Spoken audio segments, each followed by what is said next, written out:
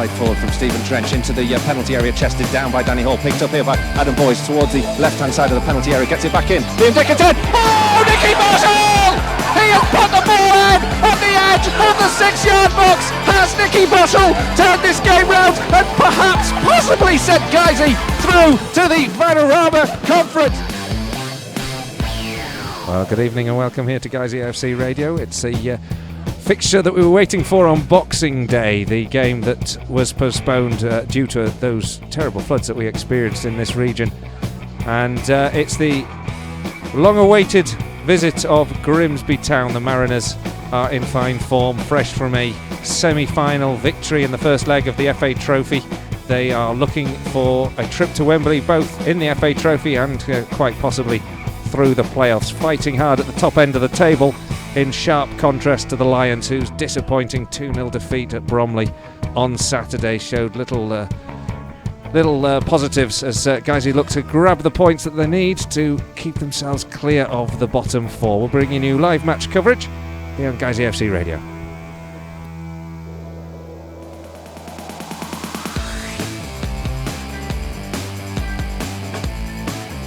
Norburn goes for goal. Oliver Norburn! What a hit! All of 35 yards out. He had the sighter earlier. That is an absolutely stunning strike.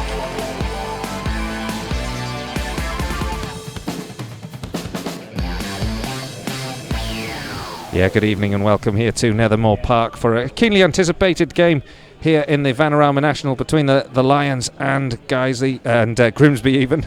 And Grimsby Town, of course, come in to this game with a gulf in status between the two sides. A packed away end away to our left, with the visitors selling out their allocation. Around 950 Grimsby spectators in this ground tonight. And Guiseley certainly expect this evening's fixture to just about break the record for attendance that we've had in a league fixture. Of course, there have been many big cup games and home friendlies over the year, but this is quite unusual for a league fixture to attract such a crowd. Good evening, I'm Colin Robertson. Alongside me is Chris Bell. Chris, this is quite an occasion, but actually mixed up in all of the importance of the fixture and in terms of the battle that we're having at the bottom of the Vanarama National. That's kind of overshadows the kind of the glamour of the tie for us somewhat, doesn't it? It does, really, doesn't it? Good evening. Yeah, spot on. It's all great talking about the glamour and having the a prestigious club like Grimsby Town come to Nethermoor, but we find ourselves in a very, very tricky situation, especially when you look at a couple of the other games that are taking place tonight. In particular, Torquay and Halifax. If Torquay win, they jump out of the bottom four. Who would have seen that earlier on in the season? And that really, really does close the gap between us and the sides below us. Yeah, certainly. I mean, just imagine, end of the season, that Torquay fixture could be absolutely enormous, couldn't it? I was speaking to Mark Allen, and he raised that point, and I kind of just wanted to frankly punch him slightly on the spot for even dreaming up that scenario, because we don't want that to happen. We don't want it to be going down to that last game of the season. You look at the last two games, though, and I went through the fixtures with him earlier. On paper, away at Boreham Wood on the last away day, second to last game of the season, and away at home to Torquay on the final day. It's awful, isn't it? Because you look at the tough run of fixtures we've got coming up as well. Many sides will be looking at that and seeing points coming their way from Guiseley, which puts all the importance on those games against the sides around us, and there aren't that many, and honestly, aren't that many at all. I think some of the optimism of Tuesday dissipated a little bit on Saturday for us with the defeat at Bromley. Particularly, I think we'd looked back at the fixture against Bromley in the end of November, when we at home beat them 2-0 and beat them fairly comprehensively, didn't we, on that afternoon? We thought perhaps, or we were misguided to think that was a fixture that we could get the 3 points from. A very big, powerful, physical side and full of quality as well, Bromley, at included team players who weren't even making the starting lineup, like Ben May, the former Millwall striker who was well travelled around the Football League. So, we had some optimism on Tuesday night at Tranmere. Can we recover that this evening in front of the Nethermoor lights on a Tuesday night? That's the $1 million question for tonight, isn't it? Can we? Yes, there's the quality in there. It just has to perform. We saw Guiseley come from behind twice to get a point against Tranmere, who for me are probably the best side that we've seen this season.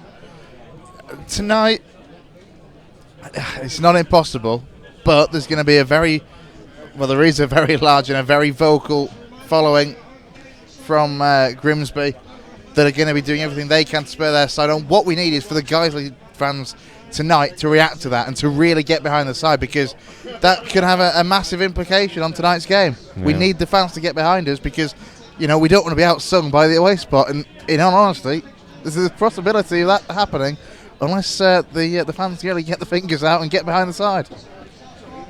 Well, it's a big evening for the Lions, but it's after a disappointing Saturday at Bromley. Mark Bauer wasn't impressed with the performance then, and I spoke to him after the game. The first half of the game was obviously a very bobbly pitch, and both teams found it really difficult to create anything. I don't think there was anything really of any note in the first half.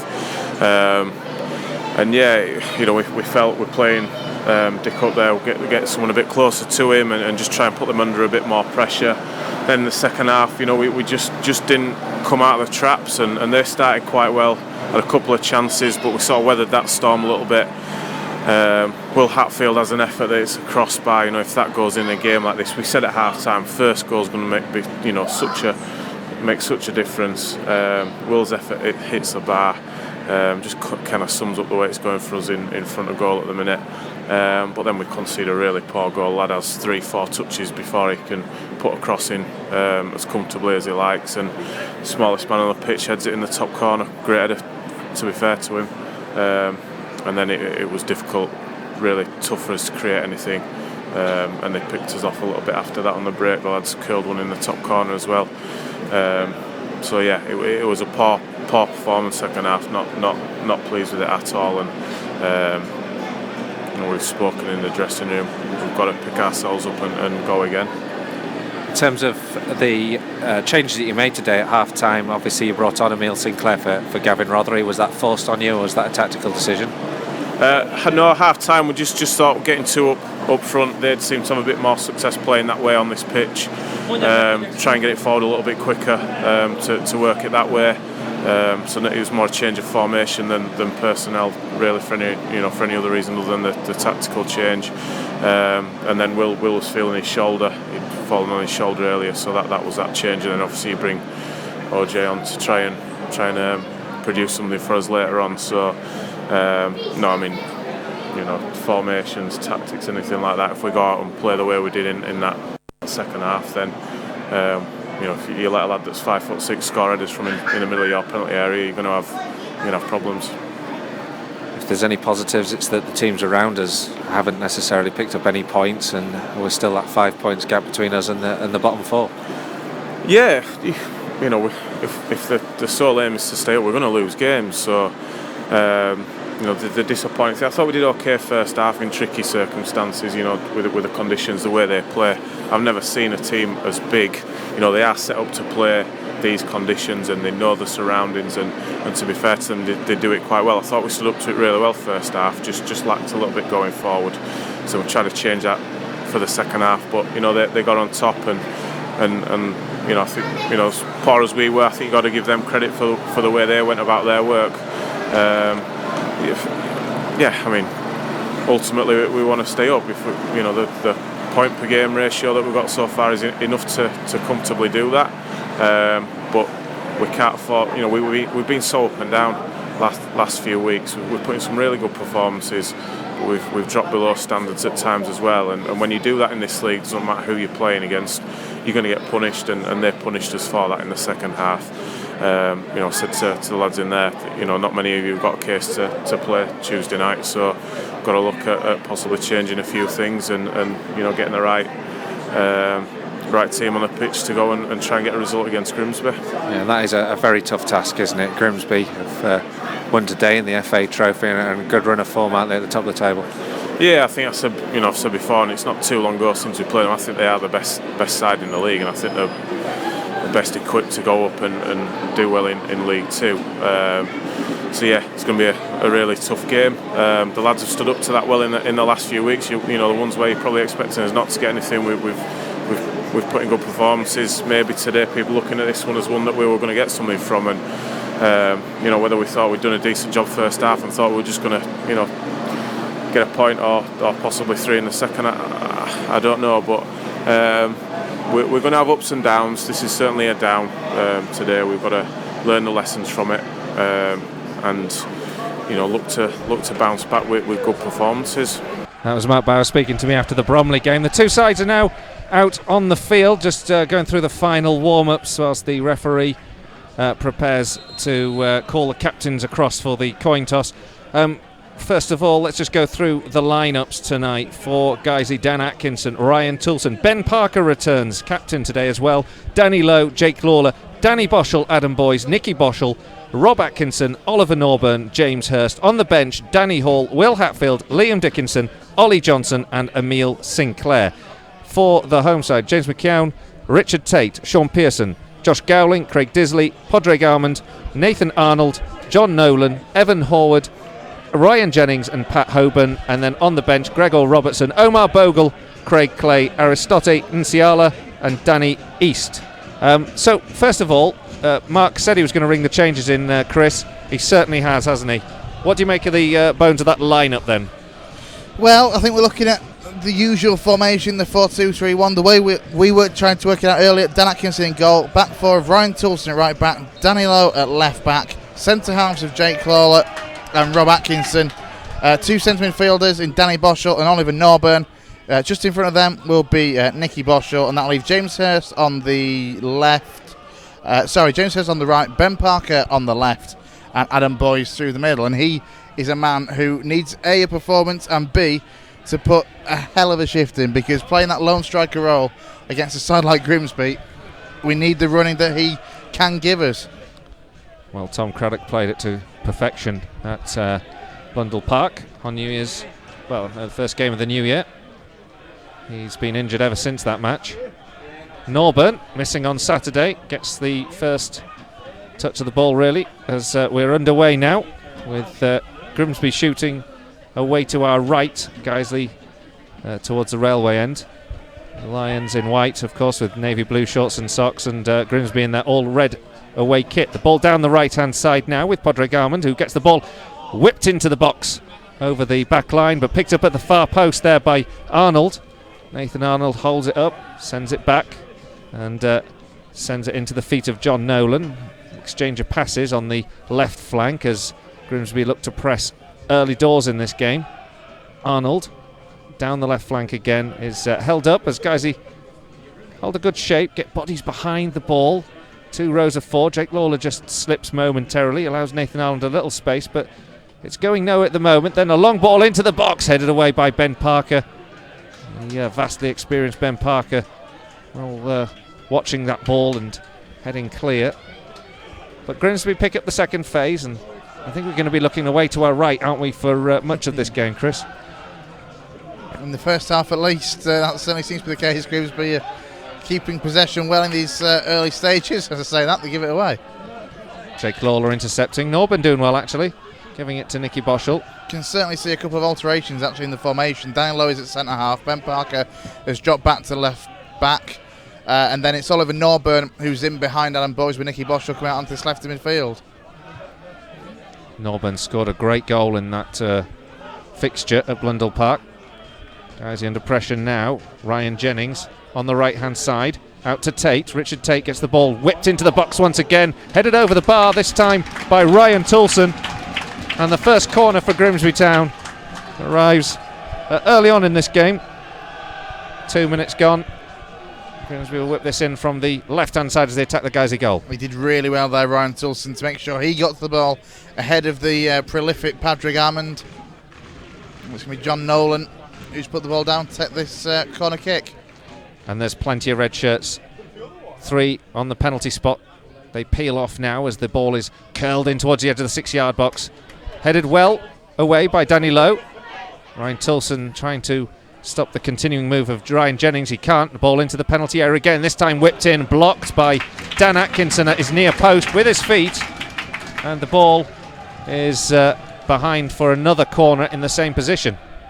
Yeah, it was a good save from Dan Atkinson as well, as the shot was driven in at him. But what we got, 3.5 minutes or so gone. All one-way traffic so far. Grimsby whip the ball into the 6-yard box. It goes beyond everyone, curls out and behind for a goal kick. There were two attacking it on the edge of that 6-yard box. Neither could make connection, and in the end it's behind for a moment's respite for the Lions. We've only had 4 minutes, and yeah, you don't want to be saying a moment's respite, do you? After 4 minutes of the match. Feels like it's going to be a long one. Dover 1, Lincoln City 0. Talking of long evenings, Lincoln City trailing at Dover on a Tuesday night. That's a long old trip for the Imps. And of course, Halifax trekking all the way to Torquay. Aren't you glad we're at home now? Oh yes. It was well worth postponing those fixtures to rack them up for now. Meanwhile, guys, who get the ball into the Grimsby half, headed away though, and the Lions now have to get themselves into defensive shape as it goes forward towards the feet of Holborn, but guys are clear. And now Grimsby with Sean Pearson at the back. Look to send this one long down the right channel, over the top. There's a chase on here for Guiseley, the captain, to go for, but Guiseley managed to get the ball away. Parker up towards the halfway line, and Nicky Boschel takes over, gives it back to Oliver Norburn. The Lions into the feet of Danny Boschel. Nice 1-2 between he and Nicky Boschel, and then the ball forward to Boys. Boys takes a shot, palmed wide by the goalkeeper.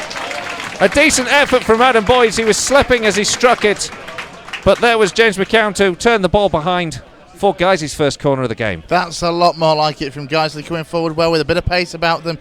And Adam Boys, as you say, he was falling. He did what he could with it. Ended up being a decent strike as well. Made the goalkeeper make the save. That's all you can ask, really. 5 minutes gone. Guiseley with their first corner of the game. Whipped in towards the back post. Up goes Atkinson. Saved off the line. Atkinson with a second, and it's somehow being put into the back of the net. And the Lions have the lead.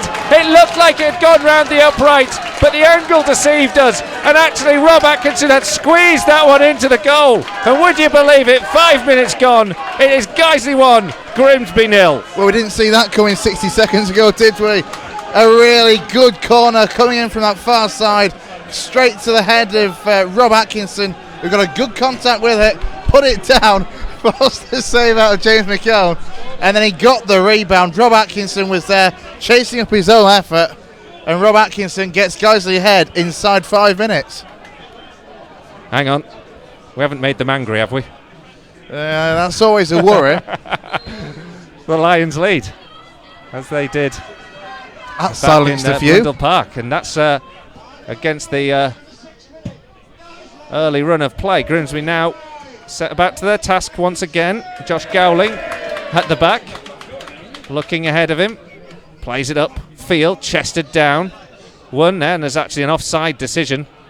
I think it was Padraig Armand who was in an offside position returning. He's frustrated and arguing with the referee for a moment there. Carl Evans tonight. Free kick to the Lions, but that is just the tonic after that bright start, that ferocious start that Grimsby had set about. As I say, it's completely silenced the 900 or so travelling guys, Grimsby fans. Ball forward again. It has ruined my golden goal, though. Picked up by Adam Boys. Hurst now. 40 minutes. Into Jake Lawler. Lawler towards Boys. The ball can't be returned to him. Sent back to the goalkeeper.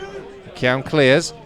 Parker returns up towards Nicky Boschel. He won't win that challenge, with the captain Guiseley winning the ball on that occasion, but Danny Lowe returns it back into the Grimsby half. Jake Lawler, Norburn hold on to the ball for the Lions. Parker now square to Norburn, who looks ahead of him, gives it into Nicky Boschel, who does well to hold on to the ball, and Jake Lawler again stretches, sends it forward, but there's an interception from the Grimsby back line. The ball cleared and sent down the right hand channel. A claim for a handball from the Guiseley strikers, but no interest from referee Carl Evans on that occasion. Guiseley have a throw though in their left back position. I think he's going to have a heck of a job tonight, actually, Carl Evans, because this game has started at a really good pace. Ball up towards the Guiseley 18-yard box now as Grimsby look to return to pressing the Lions, but the free kick has been awarded. As I say, the game started at a good pace. And you kind of get the feeling the longer it goes on like this, the more, obviously, the more Grimsby look to get into it. Perhaps a bit physical though this game could become. It's kind of got that atmosphere about it tonight, hasn't it? That we could be in for a heck of a game, with both sides committing everything to the cause. Ball goes up, Jake Lawler nods on, looking for boys. Headed away by Jennings, chested down by Lawler, but he's given possession straight to Hoban. Hoban runs forward now, escapes the challenge of Danny Boschel. He's going to be pulled back, and then the clearance from Lawler smacks into the referee as well, or Danny Lowe rather. And even Tate's coming across to say there's no need to take action for that. And the referee is calling over. I don't know who did it. I think it was Jake Lawler who put the foot in on the ball, and he cleared the ball, didn't realise the free kick had been given, and the referee is taking a ball flat in the face. He's gone to have a chat with Jake Lawler. I thought he deflected it into his own face of his hands that were outstretched to give the free kick anyway. It's unfortunate. Tate happily was quickly across to cool the situation as well. The ball goes into the area anyway from the free kick. It's sent behind, and it's a goal kick, much to the abject disgust of the Grimsby front line there, but nonetheless it's a chance for Guiseley to take the sting out of another move. That sting is definitely going to be in the referee's nose, isn't it, for a while? Now in those situations you've got to palm it away properly. There's no point just getting a fingertip on it. Yeah, Richard Tate, actually credit to him, he went across to have a word with the referee just as it looked like for a moment the referee was going to take some action against Jake Lawler, and all credit, nobody wanted to see that.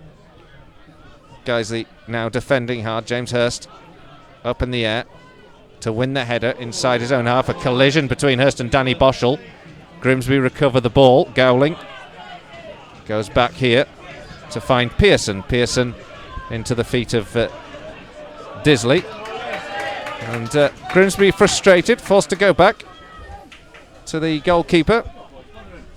And McKeown hoofs the ball forward up against Atkinson, the scorer. He flicks the ball on inadvertently. Dan Atkinson swiftly out of his area, grabs the ball at the second attempt after saving bravely at the feet of the striker. On that far side, was it Armand who was getting onto the ball there, Chris? Yeah, it was. He's got, I believe, over 20 for the season. Yeah, I heard the interview with him on the non-league show on the BBC on 5 Live on Saturday. There seemed to be he reset his target for the season, he was saying in the interview. I mean, just gives you the sense that things are going better than they could ever have anticipated. The ball here to Hurst. The ball goes into the box, and it's well held, and it's been claimed by the goalkeeper McKeown on the edge of his 6-yard box, and he immediately moves the ball upfield, and it's taken down very well indeed by Hoban. Hoban gets the ball towards the box, but it's deflected away by Danny Lowe, defended by his rear end there on that instance. It's all the way back to the halfway line now, and it's sent upfield by Horwood. Now Grimsby making a little bit of headway down the left flank. Armand is held up but wins the throw, about level with the 18-yard box on the left-hand side of the field. Rolls it back, and Grimsby play a poor ball straight into Oliver Norburn. Norburn now over to the halfway line. He's not got much ahead of him, but he has got James Hurst on the right-hand side, and he finds him. Hurst making some headway down that flank up against Gowling. He's got a bit of work to do. Gowling sticks to his task. Guys, who win the throw. Hurst wants to take it quickly. He does. Finds Jake Lawler. It's a difficult ball for Lawler to control, but he chests it down, spins, and gives it to Parker. But Parker opts to go back to Lowe. Lowe, in the end, is robbed. He didn't anticipate the swift pace of Hoban, and Pat Hoban has won the ball on this right-hand side and tries to play it into the box. It's a good one into the box here to Jennings. Jennings gets it across. Good tackle comes in from Atkinson. Second shot comes in, but Atkinson blocks it again from John Nolan. Back here to Tate. Tate's cross is blocked by Nicky Boschel. Guiseley, who have rather brought this on themselves with that poor ball to Danny Lowe from Ben Parker, are now having to sit back and hold their shape for a moment as Grimsby back in possession of the ball. Move it down the left-hand side, and it's up towards Armand, and he's going to take this one on the left flank up against the pressure from Danny Lowe. Does well, finds the run of Horwood. But again, Guiseley managed to frustrate Grimsby, and it's back into a more distant position. But there's a firm strike from distance there from Nathan Arnold. But nonetheless, an offside flag goes up for the follow-up. Well saved by Dan Atkinson initially. And again, Guiseley can take a breath. But that all came about, didn't it, with Ben Parker in decent position. Could have gone forward. In the end, he opted to go back, and that created the problem for Danny Lowe. Yeah, I think the groans as well told their own story then, that there was a couple of options for a slightly more optimistic pass perhaps in that situation, but Parker opted to go back. As you say, in the end, it played Grimsby into a good spell of play for a minute or so. Boys chasing this one up against Gowling. He gets the touch, but he won't be able to keep it in play, so it's out for a Mariners throw. The throw in field. It's blocked by Hurst. Hurst plays it up towards Boys. Boys plays a nice one in here to Norburn. Norburn, no chance to shoot, tries to dink the ball into Nicky Boschel, but is blocked. And it's back with the goalkeeper now. And McCown can roll it out to the left back. And the ball starts to move up here with John Nolan. Tackle from Hurst. Atkinson wins the ball back for Guiseley on the halfway line, and Hurst under pressure has to go back to Tilson. Tilson returns it to Dan Atkinson. He's going to get no respite because he's going to be chased down by Hoban, but Dan Atkinson finds a good ball to Norburn, who chests it down well and then plays it down the right hand side. Hurst is unable to ride the challenge, and it's out for a throw into Guiseley, just in level with the centre circle. And Danny Boschel and Ben Parker have the ball for the Lions. And then Ben Parker is closed down swiftly as well by Hoban, Ryan Jennings, who's full of running this evening. We get no time on the ball as you might expect when we are in possession of it. But other than that, it's a pretty good opening period, this, isn't it? It's a pretty dream start, first 15 minutes. Yeah, absolutely. We've weathered the storms so far when we've had to, and there's been a few of them, it has to be said. As Danny Lowe knocks that back very well. But yeah, we've ridden the early storms. We're defending fairly well, to be fair. There hasn't really been the opportunity. A couple of distance efforts. And we've got ourselves into the lead as well, admittedly, against the run of play. But we won't complain about that at all. Oh no, not a chance. Guys, meanwhile, actually just win a throw on the halfway line-ish. Just in front of the dugout that Mark Bauer's occupying. He must be delighted at this stage as well, after the disappointment of the Bromley game, to have his side a goal up against Grimsby. Ball just goes forward, and Adam Boys has found himself in an offside position, so a free kick to Grimsby. Great start for the Lions, but it's an awful long way yet to go. I'm sure he won't be taking anything for granted whatsoever. I mean, we've got the large part of this game to go, and Grimsby again on the attack down the left-hand side. They're spending a lot of their forward momentum on that left flank. Horwood now towards the edge of the 18-yard box, and eventually Lawler and Tilson just do enough to win the ball back. And now Norburn finds himself a little space. He is under a bit of pressure, holds on to the ball, still runs with it because he's got no pass on. Gives it back to Jake Lawler. Good football there from Oliver Norburn into Danny Boschel, who finds Ben Parker in one of his more advanced positions this evening. He's taken up. Danny Boschel opting to go back. Danny Lowe doesn't want to be pressed on the ball like he was a few moments ago from a similar situation. He manages to get the ball back to the goalkeeper on this occasion, but it's poorly flighted actually towards the back line, and so Grimsby win possession back and earn themselves a throw about level with the centre circle inside the Lions half on the left hand side. It's rolled back here to Horwood on the halfway line. Grimsby chip it forward, chested down by Hoban. They keep the momentum going, ride the challenge of Nicky Boschel. Advantage played by the referee, ball on the right flank. Tate, his cross is blocked by Jake Lawler. It'll be a corner to Grimsby from the right hand side. Is that the third corner of the game? He's now back in own territory, defending everyone except for Adam Boyd inside the 18-yard box in a white shirt now. Grimsby will take this one from this right flank, whipped in towards a penalty spot, headed away by Jake Lawler. Ball picked up though by Arnold. He's some distance to goal, so he sends it to the left-hand channel, and they look to get the ball across and infield, but it's a good interception from Norburn to clear, but only as far as another red shirt back into the area.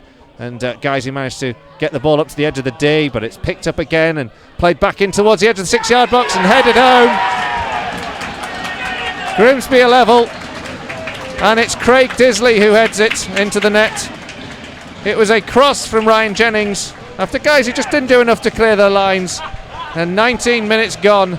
It's now Guiseley 1, Grimsby 1. What a disappointing goal to concede that is. As you said then, Colin, Guiseley just didn't get it away. They had a couple of half clearances, and every time they got it so far, the ball would then come back in from Grimsby. And Guiseley, with what seemed to be a really free header, with a really simple job, but he did it well, into that top corner to Dan Atkinson's left. But the lead didn't last that long for the Lions.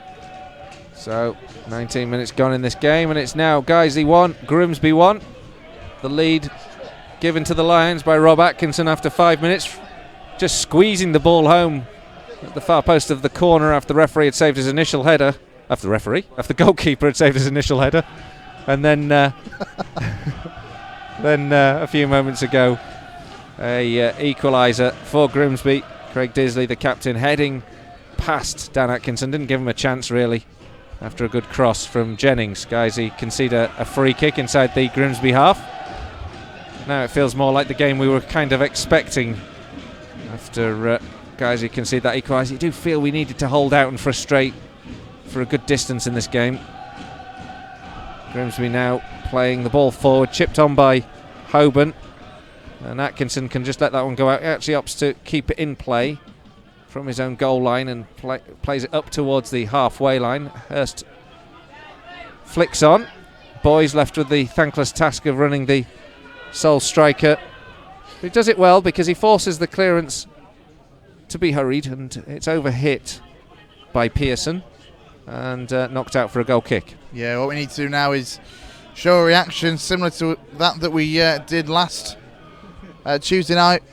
Went behind twice, of course, against Tranmere, managed to pull it back to 2-2 to take a really good point.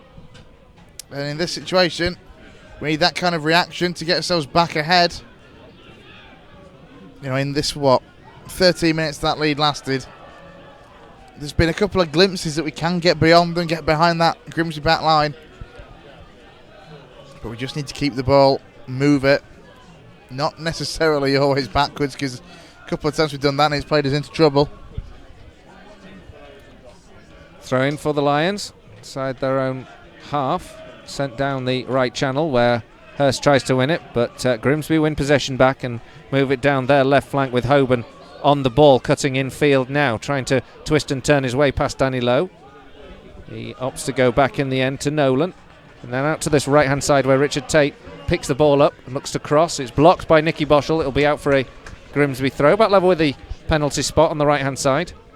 His throw is short. It's cut out though by Guiseley. Atkinson slips as he makes the clearance, but he finds Oliver Norburn rather, and Oliver Norburn tries to hold on to the ball and feels he was tugged back, but no free kicks given, and Jennings gets the cross in, but he's overhit it and it goes behind for a goal kick.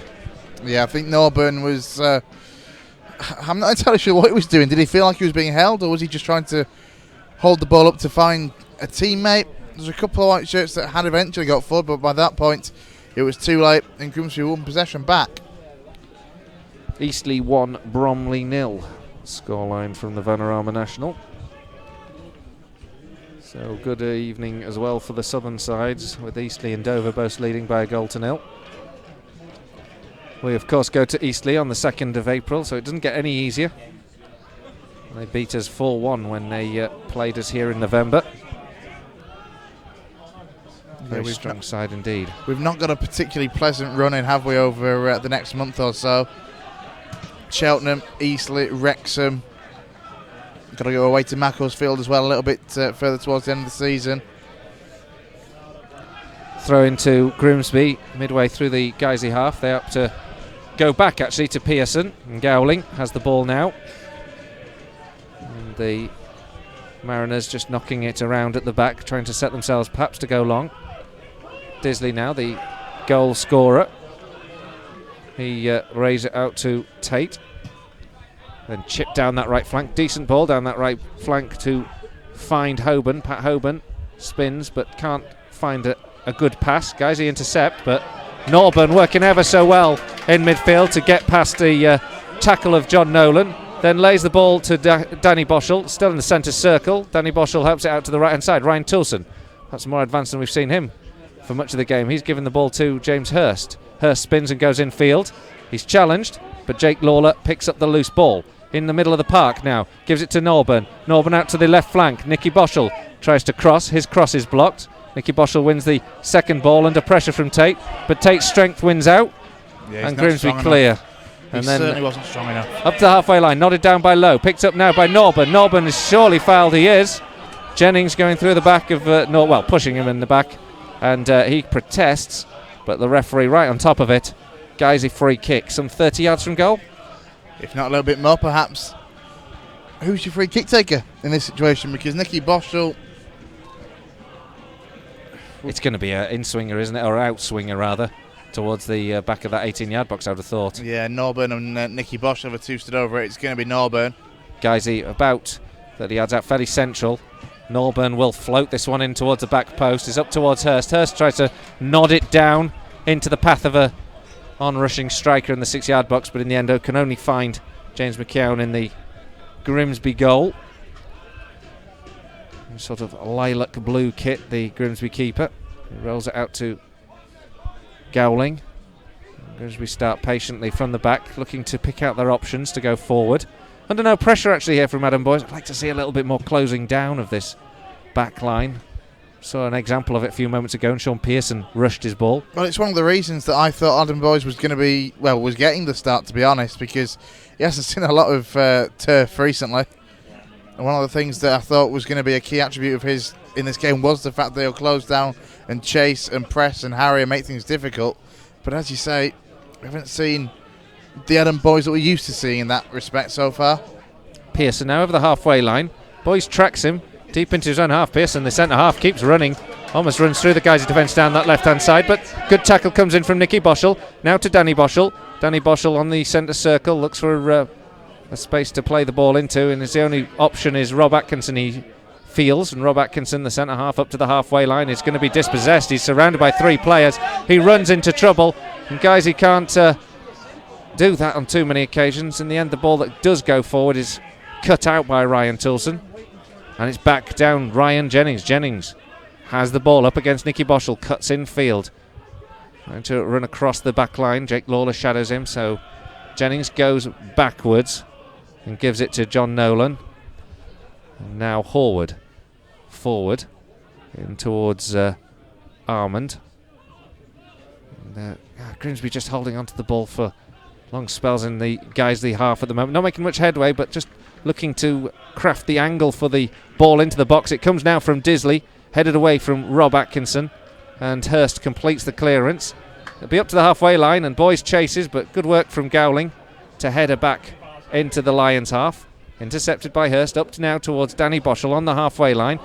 Boschel goes down under the challenge of Nathan Arnold, and guys who get a free kick on the halfway line. Yeah, I think there's one or two little boos in that Grimsby end about that free kick being given. Of course, Danny Boschel, former Mariner himself. The ball, played really poorly there from James Hurst.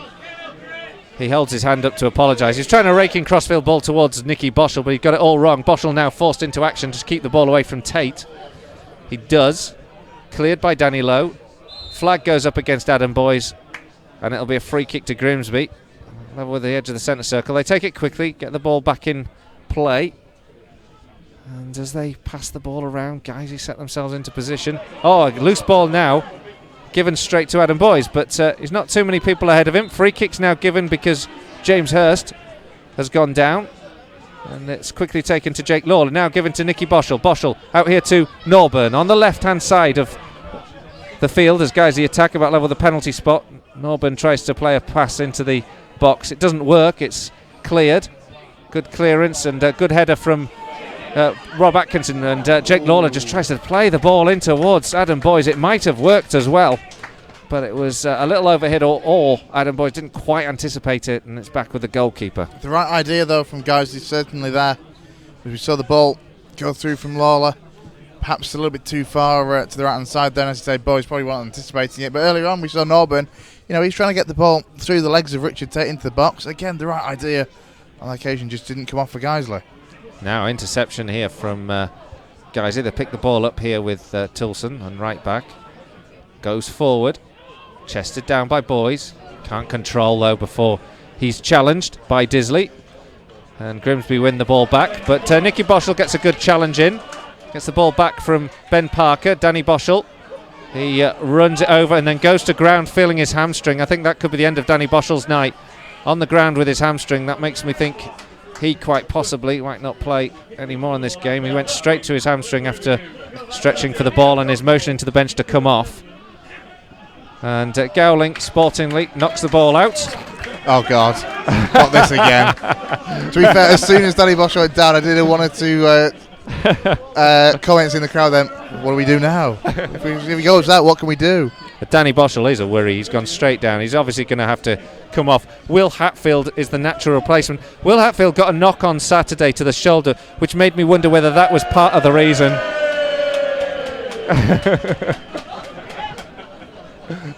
And then Adam Boyes knocks the ball back to the goalkeeper, sportingly. Nothing to see here.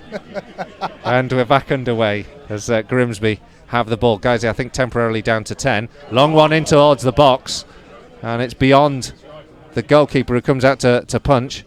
And guys are now under a bit of pressure, but well cleared by Danny Lowe. Up to the halfway line, Adam Boyes chases, wins the ball up against Pearson, but he's only on the halfway line, not got any support, and he's got four shirts around him. Does well, plays it to the right hand side, gives it to Hurst. That's lifted the home crowd anyway, the endeavour of Adam Boyes on that occasion. Now it goes down the right-hand side. Hurst tries to win the ball. Earns Guiseley a corner kick. And inexplicably, it's given us a goal kick. What? Oh, surely. It must have taken a deflection back off Hurst. No argument from Guiseley. Just you thought he'd actually managed to win the Lions the corner. In the end, it's a goal kick. And half an hour gone. Danny Boschel's evening is over. And we are still 1-1 here at Nethermoor after Guiseley managed to take a lead earlier on this game. Rob Atkinson, after 5 minutes, squeezing the ball in at the far post after his initial header was well saved by the goalkeeper. And then on 19 minutes, Craig Disley with a firm header planted past Dan Atkinson to level things up. Grimsby now on the ball, helped away by Will Hatfield, who's finally been able to enter the fray. And Grimsby in possession inside their own half. It's a poor one, though, that Oliver Norburn anticipates really well. He's got Adam Boyes ahead, and he tries to play the long ball to pick out Boyes. Boyes will chase. He won't get there before the goalkeeper. Right idea, though, by Oliver Norburn, who's having a super game so far this evening. Intercepts the ball, anticipated where it was going well, and flighted a long one in towards Adam Boyes. On that occasion, the defence and the goalkeeper did enough. Absolutely, but it's the kind of thing we want to be seeing from both of those players. The great ball forward from Oliver Norburn, and Adam Boyes aware, alive to the possibility of looking to get on the end of it. Norburn intercepting the ball once again, finding Hatfield inside the inside the centre circle rather. Certainly seems that Oliver Norburn has dropped back slightly to replace Danny Boschel in the two centre midfielders, and Hatfield is taking up that position in behind the striker. But of course, Oliver Norburn will be very keen to get forward at every opportunity as well. Headed out for a Guiseley throw inside the Grimsby half. Just Ben Parker will take. As we just work out where everyone's lining up, because it seems to have played a few changes there. Hurst seemed to pull across to the left. James Hurst up against Gowling. Gowling wins the ball away from him. Now with Norburn inside his centre circle, he plays it to the right hand side, but there's nobody there for. He plays it to where James Hurst should have been. Yeah, it was not the bad idea, but there was nobody in the position where he would have been. And so Grimsby with the ball inside their own half, and John Nolan gives it to the captain, Horwood. Chipped forward and played down in towards the path of Nolan, who goes down with an anguished yelp. Manages to ensure that the free kick is awarded, and it's a free kick to Grimsby, sort of midway through the Lions half, fairly central. It's going to be a difficult one for the Lions to defend as Gowling comes forward. Pearson also, two tall centre halves onto the edge of the 18-yard box. And it goes short, actually, unexpectedly, to Horwood, who plays it in towards the far post, headed away, then drilled in with some pace from Ryan Jennings, but not with direction, and it's behind for a goal kick. Yeah, we were a little bit baffled at first, weren't we, as the free kick was taken short by Nolan, but the ball then that was put into the box by Evan Horwood wasn't a bad one. Caused a couple of problems as the ball dropped on the edge of the 18-yard box. It was fizzed wide by Patrick Hobaugh. So 1-1 if you're just joining us. Don't forget you can tweet us at Guiseley Radio if you've got any comments, as long as they're clean. Some of them even are. Really? Do we get many of them? Suppose it's not every week we're playing Braintree, is it? Now Grimsby on the ball, chip it infield. It's cut out by Danilo up to the halfway line. Guiseley tries to control. There's a shout of handball. No interest from the referee though. Grimsby keep the ball ticking over though, in possession of it, and a good turn from Jennings onto the edge of the D, takes a shot, blocked. Hatfield intercepts as well. The second ball gives it to Nicky Boschel, but the Lions just unable to clear their lines particularly easily because they're closed down so swiftly by the high attacking line of Grimsby Town, and without time to settle from the back, Guiseley finding it hard to build up any passing movement in this game. Free kick anyway has gone to the Lions as an offside decision as the ball was returned to the back line, and a chance for Dan Atkinson to pick out some passes. Just give us an update actually, Chris. You've been keeping an eye on all of the game's scores tonight. It's obviously a key game, isn't there, for us to watch out for, that Torquay Halifax? Yeah, across the leagues 0-0 between Braintree and Gateshead. Still Dover 1, Lincoln 0, Eastleigh 2, Bromley 0, Guiseley 1, Grimsby 1 here at Nethermore, and Torquay Halifax 0-0. Well, the Lions have just won a free kick and it's been taken quickly by Norman, drilled in by Hurst. The goalkeeper went down to cover it at his near post on the left-hand side, but he wasn't too sure, and it rattles the back of the hoardings behind the goal. But a good invention again from Oliver Norman. He got a free kick, which, to be honest, it looked a little soft, but when he took it quickly. Picked out James Hurst, who drilled one from range. He scored one like that last week, didn't he, against Tranmere Rovers. On this occasion, couldn't hit the target. Grimsby in possession of the ball on the halfway line. Good one in here to Pearson. Pearson stepped up, edge of the centre circle, rolls it into the feet of Tate, and then finds Nolan. And again, it's just this patient passing football from the back for Grimsby. Perhaps not as incisive as the fans behind this goal to our left will be hoping for, but it's frustrating Guiseley as well because we haven't had the ball for a spell here until Jake Lawler gets a foot in. The Lions managed to get the ball away to the centre circle, but a free kick has been given against Norburn. He disagrees with the decision. It's a free kick about level with the centre circle towards the touchline on the far side of the field. So it'll be swung into the box, and there's 5-6 Grimsby players lining up on the edge of the 18-yard box now. And it's taken by Disley. He delivers a good ball into the box. It's flicked on and away. It was Pearson, I think, who got the header, but he couldn't direct it towards goal, and instead his flick on sends it behind for a goal kick. Yeah, it was a good free kick though. Caused some problems again, and there was Pearson looking to backhead it towards goal. It wasn't too far over. Goal kick for the Lions. So we head into the last 7 minutes, I make it, towards the break. And the ground's sort of gone muted a little bit, hasn't it? It's not particularly It's gone quiet, hasn't it? Almost as if it was, a minute or two away from half time. Yeah. There's a hush that descends over Nethermore.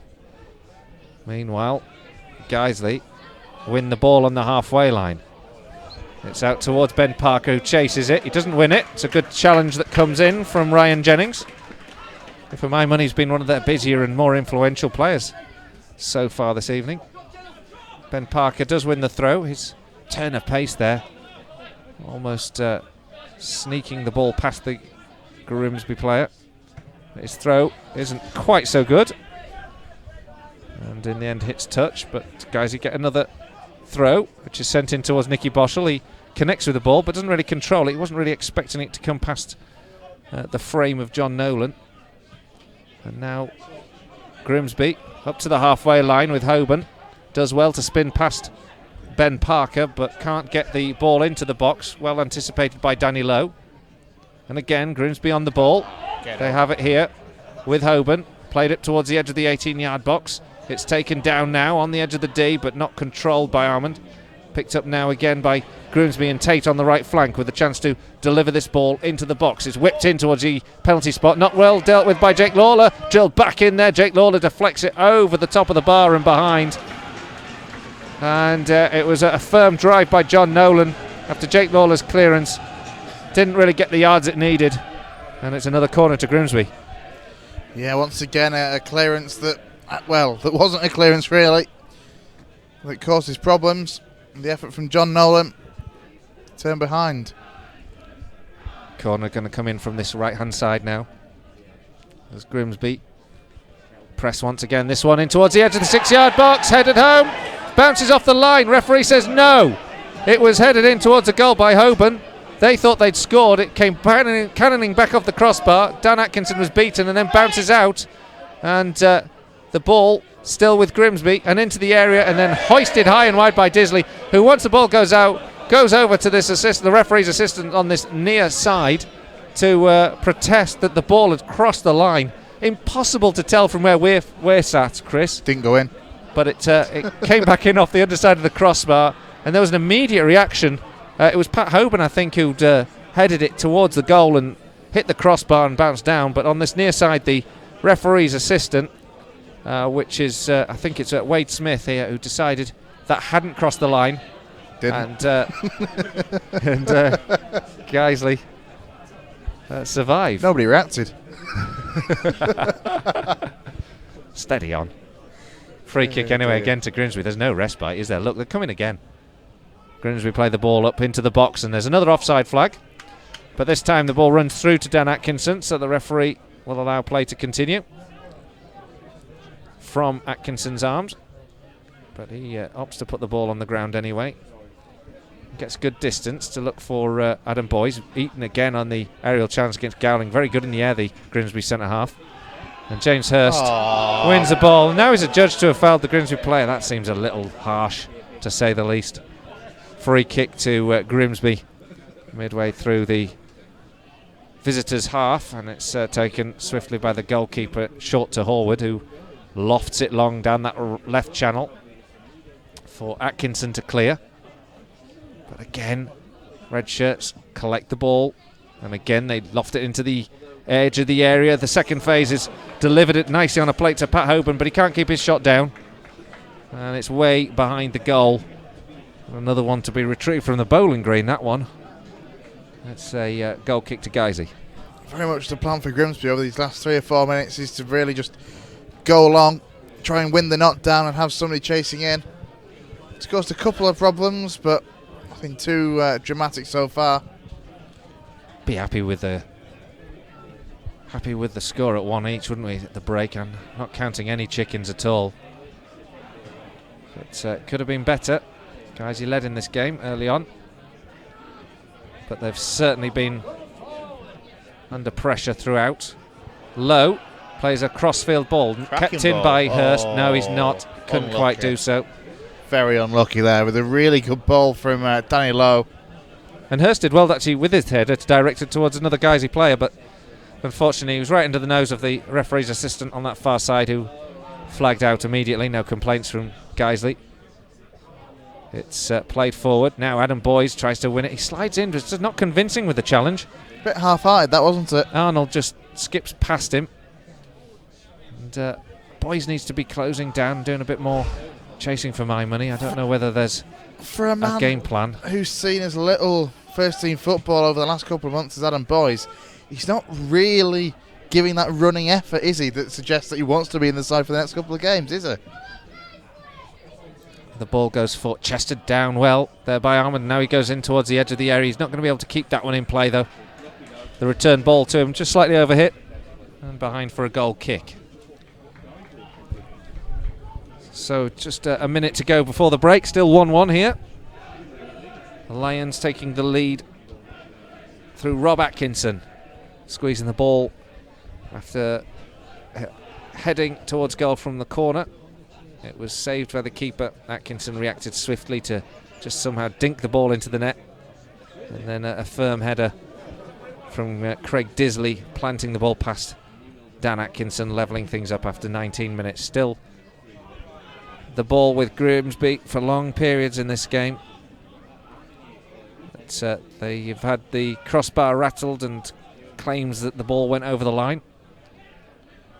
You're going to have 2 added minutes by the board, as far as I can see on that far side. Offside decisions has been given against Holborn. And the Lions just take their time. Just a glance to my left, and if you look behind the new section of wall in there, there's 3 or 4, presumably Grimsby fans, stood on the other side of the wall looking in. It's made me realise quite how far that terracing is going to go back, actually, if you look at that wall. It's digged back quite a bit. Be looking forward to seeing that. Obviously can't see it this evening. Guiseley chasing after the ball now as the 2 minutes goes up on the board. Meanwhile, Ben Parker heads clear as Grimsby force the ball forward. Good challenge comes in from Hatfield. He rides one, rides a second. Referee tells the Grimsby player to get on, but Hatfield can't control. And in the end runs the ball out of play. Infield now to Gowling. And Nolan rolls the ball to the left, and it's played forward by Horwood. It falls through to Jennings on the right hand side, who's got some space to work in just before the break. Goes into the box, sort of stumbles as he loses his footing at the crucial moment. Recovers well enough to win the ball, spins past Ben Parker, plays it in towards the edge of the 6-yard box. Put behind by Rob Atkinson. Corner to Grimsby right at the very end of this half, and the Lions just playing themselves into a little problem there. And Jennings perhaps could have capitalised, but he slipped just at the crucial time. It was quite a big problem, I think, in the end. 3 Galaxy players completely taken out of the game from one little deft touch from Craig Disley to play in Holborn. Corner comes in, headed towards a goal over the crossbar. Watched by Dan Atkinson, and it's behind for a goal kick. But again, the corners are well placed. And I think, was it Pearson who made the connection on that occasion? I think it was. Arrived with perfection, didn't he, onto the header, but couldn't keep it down. Yeah, I think the corners are very, very much in favour of the away side so far tonight. But the important thing is, at the moment, looking at half-time, hopefully going 1 apiece. Gowling heads on as Grimsby press one last time, perhaps, in this half. Tilson, enough to get the ball away up to the halfway line. The ball won't stay in play. Not quite sure what the half-time team talk's going to be. More of the same, or have a little bit more belief. Because at the break, it's 1 each. And Guiseley had led when Rob Atkinson put the ball in the net after 5 minutes from the corner. His initial header saved, but was on hand to squeeze it in at the near post. And then after 19 minutes, a good delivery from Ryan Jennings found Craig Disley. And the Grimsby captain headed the ball well past Dan Atkinson to level the tie. Grimsby had a shout for a second when a header came back off the crossbar. I think it was Holborn's header, and they claimed the ball had gone over the line, but the referee and the referee's assistant said no. And so, as it is at the break, it's all square. Guiseley 1, Grimsby 1. I don't really know how to describe that half. Do you say that's a good half for Guiseley because it's 1-1? I think for large parts we've found ourselves under a lot of pressure by the visiting. So to be honest, we probably expected You know, we got ourselves into an unexpected lead, to be honest, after just 6 minutes. Never really able to add to that in the minutes that followed. Grimsby got themselves level, poor defending, really. Nobody looking after the cross as it came into the box. And that was Craig Guiseley. But half-time, and we can't be too disappointed, I don't think, with a 1-1 scoreline. Thank you very much, Chris. David Kendra here for Guiseley Radio. It's half-time here at Nethermore. Guiseley 1, Grimsby Town 1. Guiseley with the best possible start. A goal after just 6 minutes, bundled over the line by Rob Atkinson. And I don't mind telling you, on this side, it took a moment for us to realise it had actually gone in. Such was the goalmouth scramble that preceded the goal. I think a lot of us on this side had thought it had hit the side netting before, when it was actually fans on the other side. I was one of them. Cheering. So was I. Yep. It was the fans on the other side that alerted us to the goal, even though we were actually a little bit nearer than them. So it was an extraordinary start, and especially with the speed of the game that had started and the noise in around Nethermore being created here by these. I mean, I don't know how many Grimsby fans have arrived tonight. It's a lot. Yeah, I mean, they are packing out the station end today. I saw a tweet from Grimsby's Twitter page earlier saying that they had 75 tickets left. That, of course, being of the original 1,000, or was it 1,050 that we given them for the Boxing Day game. So over 950 by my reckoning here tonight, plus the one or two that are just the other side of the new wall. Yep. That can see in, but don't have to pay to get in. I can quite believe it. They are a well-supported club, Grimsby. Of course. Yeah. What some of them must be thinking. To have sunk so low as to come to Nethermore today, from the glory days of Benito Carboni to this. So, and they were so noisy at the beginning there, really, really noisy. There's a lot of There've been a very noisy crowd tonight, and a lot of singing, quite an atmosphere around Nethermore, and it just sucked the air out of them, that early goal as well. I thought we shut them up pretty nicely. Oh, it was a perfect start, wasn't it? It Absolutely really was. Perfect start. Since then, maybe a little bit hesitant, maybe dropped back a little bit, maybe invited them on, maybe a bit dangerous with Grimsby. They look like a strong side. Well, obviously they're a strong side, but they're a quick side and a physically strong To be honest, let's just think back to the game at Blunder Park, and there was large spells in that game in which we barely saw the ball, quite frankly. We need another night like that, perhaps defensively, which we've been a bit shaky at times. There's been a couple of occasions where we've played it into trouble. The goal itself, a clearance that just wasn't dealt with. How many attempts do we need to get the ball away? They do seem a bit hesitant to come out of the box when we do gain possession back in our own area. Perhaps that's because they know how quickly Grimsby are going to launch it back in there. It's true, but at some point you got to get out. You got to get out. You got to hoof it. I've seen a lot more long ball than I expected from this side, to be honest. As I do my hand gestures to signal that I want tea, not coffee. To Colin. So Grimsby then they came back. They've had the bulk of the attacking play in that first half. It wasn't cleared. It was a good header, Craig Guiseley. Nothing much that Dan Atkinson could have done about it. But they might have had a second as well. That corner that hit the crossbar. No, they shouldn't. Never went in. Never crossed. And I will maintain this as we say from the halfway line through a crowd of players.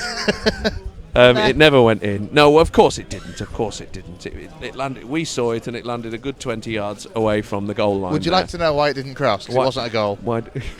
Well, because the referee's watch would have buzzed, wouldn't it? I mean, we've got goal line technology at National League level. You know something? That happened. The hit the crossbar came out. A part of me thought, well, the referee's not giving it, so it can't be a goal. A part of me did forget.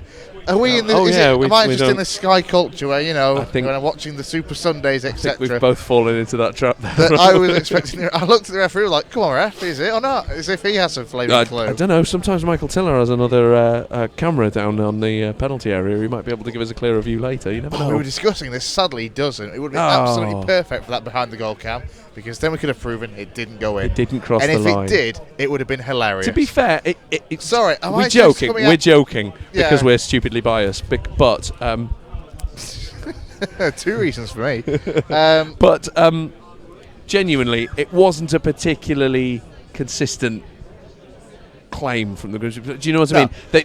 They claimed it for a minute and then went, gave up. Yeah. Oh, well, worth a try. Guiseley went on a bit of a moan at the linesman on this near side after he'd hit a shot into the stratosphere. Quite frankly, even if it was close, would the linesman have seen? There was a good 4 or 5 players around it at the time, all hurling themselves at the ball. So, unless you're 100% sure, you can't give it. So that's why he's not giving it. I'm sticking with not. But I'm sure there'll be some discussion amongst the Grimsby Town fans about that come the end of play today. We need to watch the line. He's close to falling off, Dave. This is what Colin's trying to tell us with a mouthful of hobnob.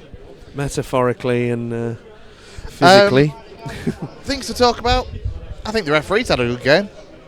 He recovered well from that early blow to the face. To be fair, as I said in commentary, you've got to get your hands behind that and parry it away.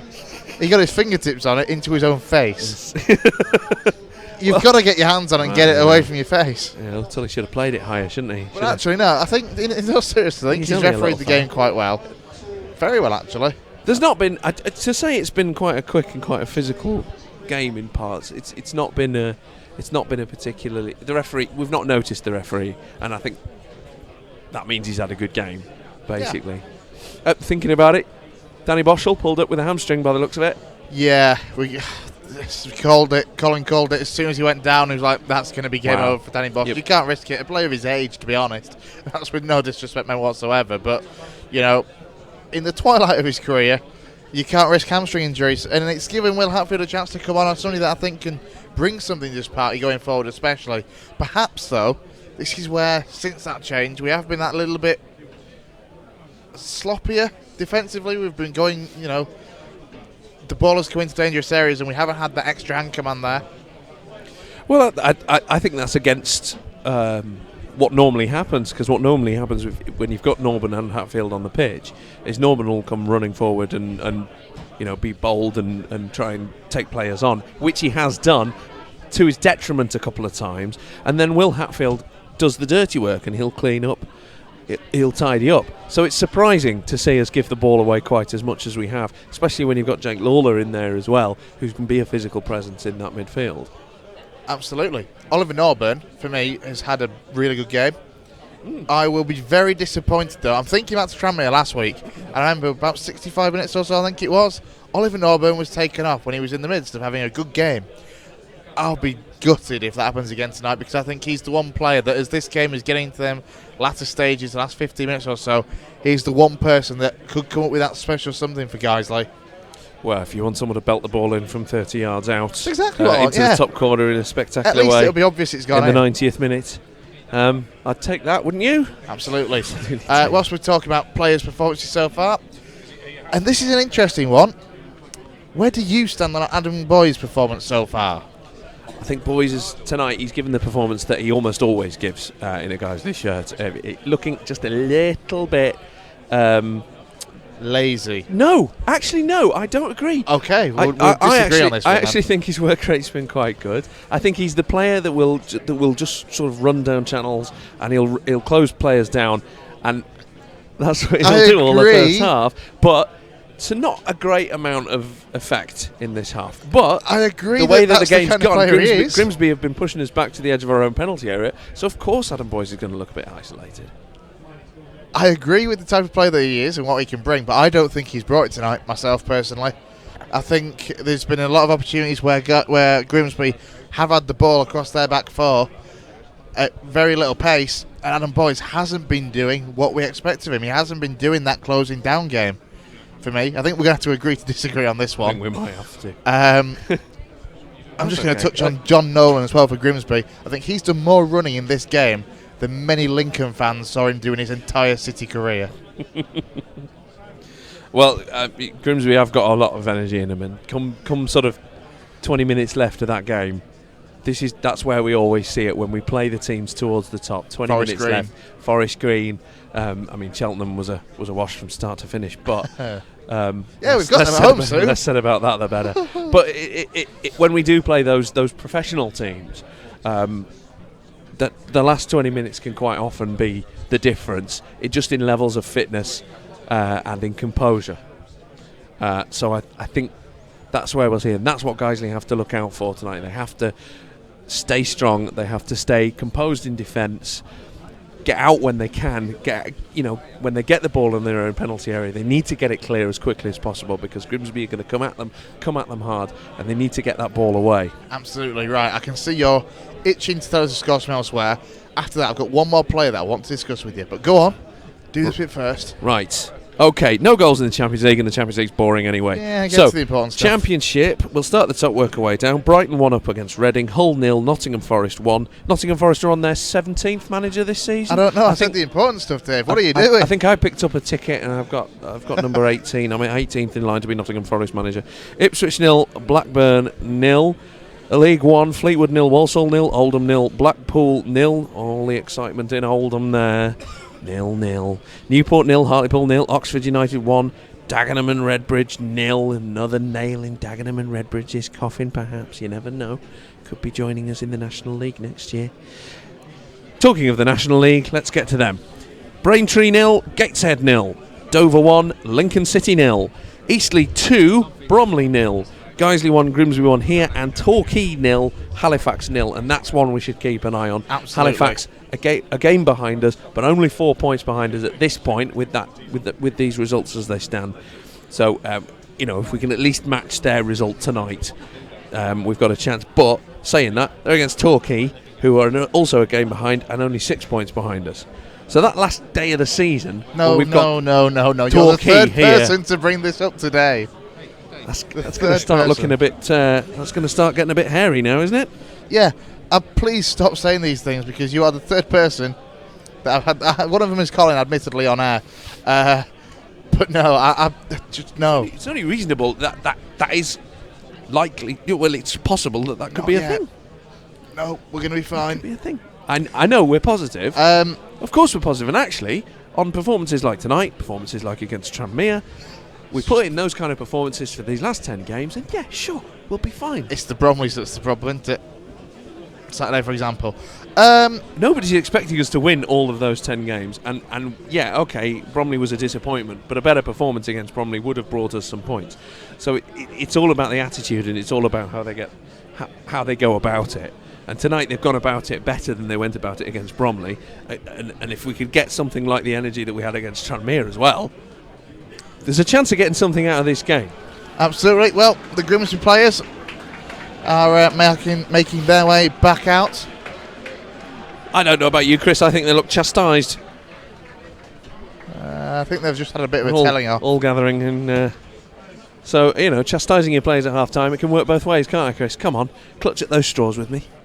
Oh, I will. No, I think if we just need to be better going forward when we've got them opportunities and we get just outside the final third to go forward a bit more. The thing is, the way I see it, we're a very good attacking side. We've got some fantastic attacking talent in the side, given the time and space to play. Unfortunately, we're playing a team tonight that's not going to give us that time and space. This is true. So what we've got to do, light a fire under it, get the ball out when we need to, and stay strong in defence. It's as simple as that. With that said, here come the Lions. Come on, Guiseley, it's a big 45 minutes now. It's 1-1. If we can hang on to this, and maybe, just maybe, you never know, cross your fingers, cross everything, touch every bit of wood in your house that you can find. Listen to us for the next 45 minutes, because we've got live coverage of the second half of Guiseley versus Grimsby here at Nethermoor with Chris Bell. And then, first, Colin Robertson. Thanks, Dave. We're already settling back in for what we anticipate to be quite a tough 45 minutes here, but the promise of that early goal and the fact that we might have had to ride our luck on a couple of occasions with the potential equaliser that didn't actually count as the ball was adjudged not to have crossed the line. So it's not been a bad start to the game from our perspective, but we're back underway now with Guiseley now shooting away to our right, and no changes at the break to report for either side. So Grimsby move the ball forward now. It's with their midfielder, Nolan. Out to the right-hand side. Tackle comes in by Parker, but he can't make the challenge, and it's Ryan Jennings on the ball once again. Plays it out to the left-hand side. Picked up now by Arnold, who curls the ball into the box. And on that occasion, it's a little easy for Dan Atkinson. And safely back in the goalkeeper's hands. I would not want to be Dan Atkinson for this second half. With 900 plus vociferous vocal Grimsby fans behind that goal that he stood in. Well, if it's any consolation, Chris, I wouldn't want you in goal for the second half either. Guys, you have the ball now. Will Hatfield's picked up on the halfway line. Lays it into Adam Boyes. A return pass isn't plausible. And so it's tackled and cleared up to the halfway line. Good challenge comes in from Jake Lawler to dispossess Hoban. And again, helped up towards the halfway line when Nicky Boschel plays the ball into the feet of Ben Parker, but the pass forward is aimless. But Gowling only heads it into the path of Nicky Boschel, who's down the left-hand side. 3 players around him. No real support for Nicky Boschel. He eventually goes back to Norburn, who turns on the ball, looking for an angle to go forward. Back to Boschel, and then played into the path of Will Hatfield. Jake Lawler now. Adam Boyes and Lawler combine well. Lawler plays a good ball towards the edge of the 18-yard box. Nicky Boschel had peeled off, but it was well intercepted on the edge of the area by the Grimsby defence, and they're turning defence into attack now on the counter-attack. Arnold in towards the edge of the area, and at the back post was steaming in Padraig Armand, but he couldn't get there in time. He chases the ball down to the corner flag, keeps it in play. Jennings, cross into the box, flicked on, headed away by Ryan Toulson to prevent Arnold at the back post getting onto the ball. And it's out for a Grimsby throw just up from the corner flag. Yeah, and all this started. And the throw comes in quickly. Arnold into the box. He doesn't find a red shirt. He finds Nicky Boschel, whose clearance is up to the halfway line. Norburn tries to close down the return ball, though. It goes back into the box nonetheless, and Rob Atkinson has to head it behind for a corner to Grimsby. And they're going to take it short, or they aim to. But to be fair, Hatfield was alive, and Toulson was alive to that danger. And the pressure on Guiseley in these early stages of the second half. Yeah, they've had a change of plan now as they're going to try and whip it in with John Nolan, former Lincoln City man. 4 standing at the back post, shadowed by 4 Guiseley players. It's that cluster that is the direction for the corner kick, and it's managed to be cleared by the Lions defence, but only as far as Jennings, who's 30 yards from goal, plays it to the right-hand side. Gowling in a right midfield position for the moment. The centre-half cuts well into the box and then slips as he lines up a shot with his left foot, and the ball rolls out of play for a Guiseley goal kick. Yeah, some very optimistic shouts for a penalty from the Grimsby fans behind that goal, as Josh Gowling, of all people, was making headway into the penalty area. Bit of a score in the National North. Don't know if you talked about this at half-time. Solihull Moors 1, FC United 2. Bear in mind, FC United are battling relegation, and Solihull Moors are way ahead at the top of that table. Solihull Moors trailing 2-1 at home to FC United as it stands. Ball picked up by Norburn. Norburn's pushed down, and a free kick is given to Guiseley. Into the feet of Nicky Boschel. Has a run on the left-hand side. Ball played in by Ben Parker towards the back post. And a Boyes! Well saved by the goalkeeper. Right at his feet. It was a pinpoint cross that found Adam Boyes at the back post. But great reactions from James McKeown to deny Guiseley.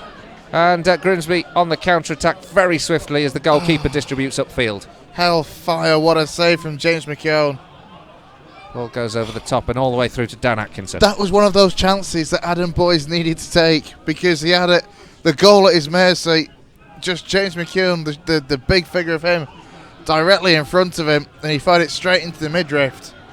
A really good save. But great delivery from Ben Parker. The ball goes up now. Adam Boyes is chasing it. Guiseley still in possession of the ball. Norburn in towards the edge of the D. Hatfield takes a shot. Saved by the goalkeeper. Boschel is there. No! The ball is in the net.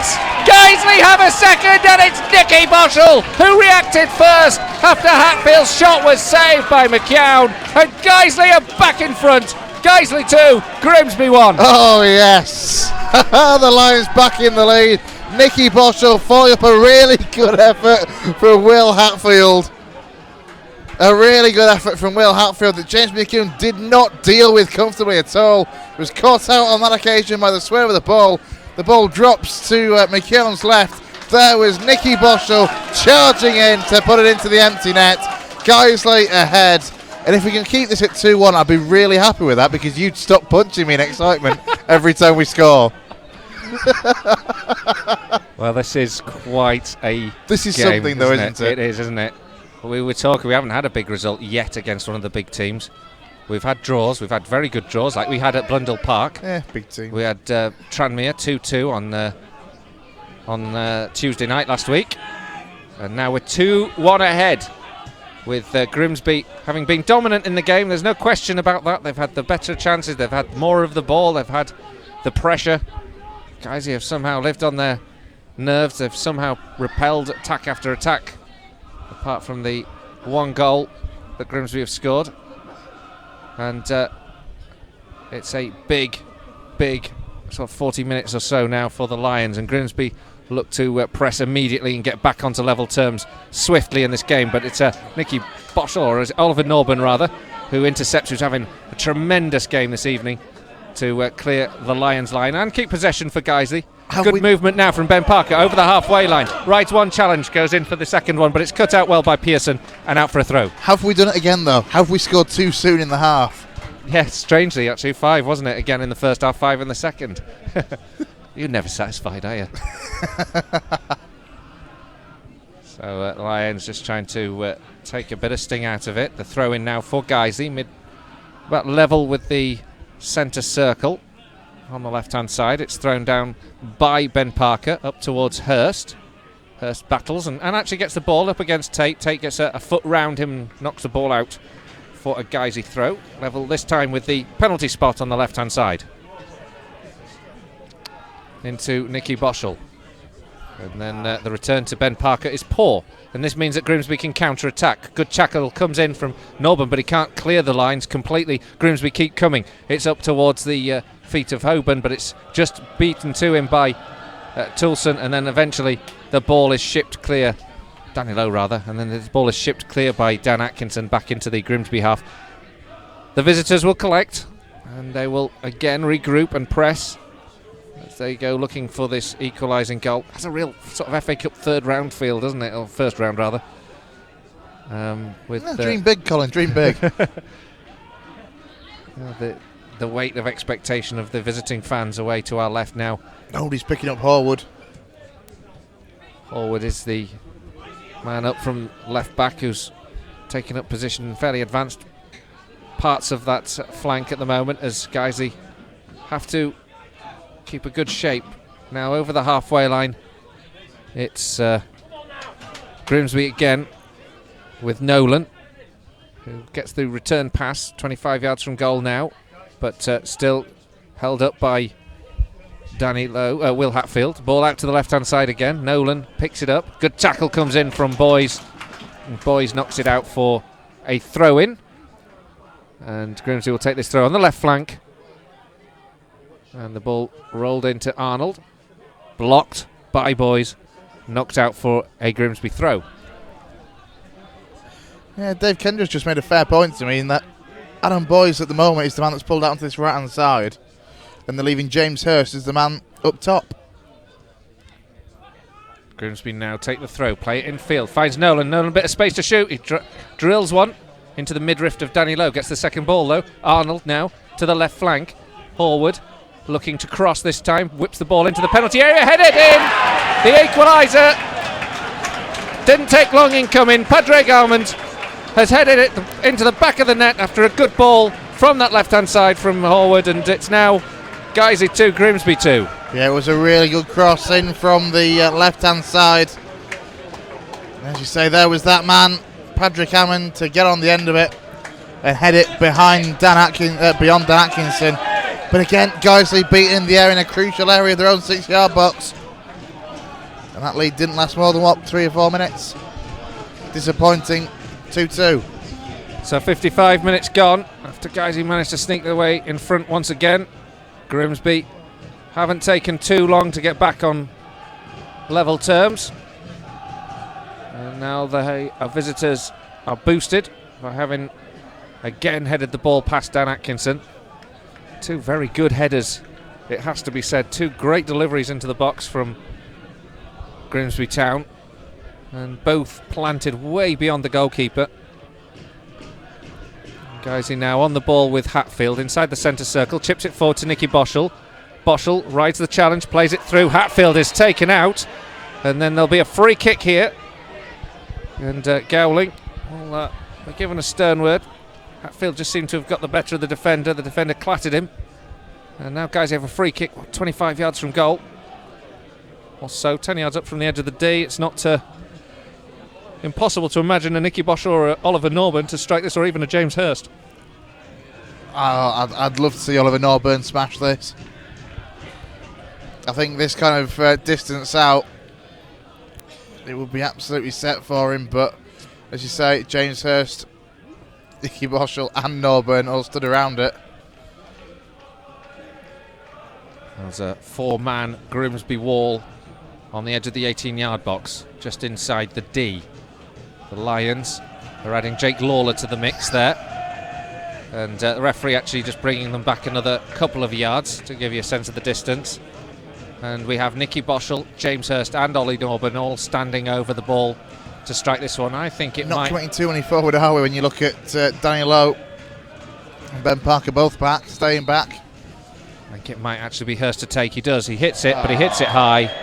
Disappointing end to the set piece from the Lions' perspective as it flies over the bar and behind for a goal kick. Yeah, he was leaning back as he struck that one. And sadly, the only place that was going was upwards. Should say it's a big game for the academy. I think tomorrow as they travel to Kidderminster in the semi-final of their League Cup. Good luck to the lads then. Hopefully we have something to report on Saturday. They had the game cancelled last week. They set off in the coach and had to turn back after an hour down the road, waterlogged, but the conditions should be fair enough tomorrow. One hopes for them to get going. Guiseley, meanwhile, winning the ball here with Jake Lawler, finds Nicky Boschel. His return pass isn't good enough. Lawler battles to win the ball back now. Hatfield is tackled and challenged, and the referee judges that to be a free kick. Certainly looked a little soft from where we're sitting, but we'll take that. This time it's sort of midway, equidistant between the centre circle and the edge of the D, so a long distance, probably too long to shoot. Unless you're Norburn. But you'd think, with Norburn being the only man looking likely to take this, that he'll look to deliver it into the 18-yard box. 2-man wall. And now Norburn will set himself to strike this. He hits it hard and low. It takes a deflection. Oh, it's just gone across the face of the goal. I think it was off a Guiseley man, and it's gone behind for a goal kick. But it was a wicked deflection after Oliver Norburn sort of struck it, not with the pace he normally can drill them in from distance. It took a deflection off one of the white shirts that were in the penalty area. It might have completely misfooted the goalkeeper. As it was, it went wide of the upright and behind for a goal kick. Yeah, he went with the options, try and fizz it through the box, keeping it along the turf. As you say, it could have gone anywhere because McKeown was completely wrong-footed.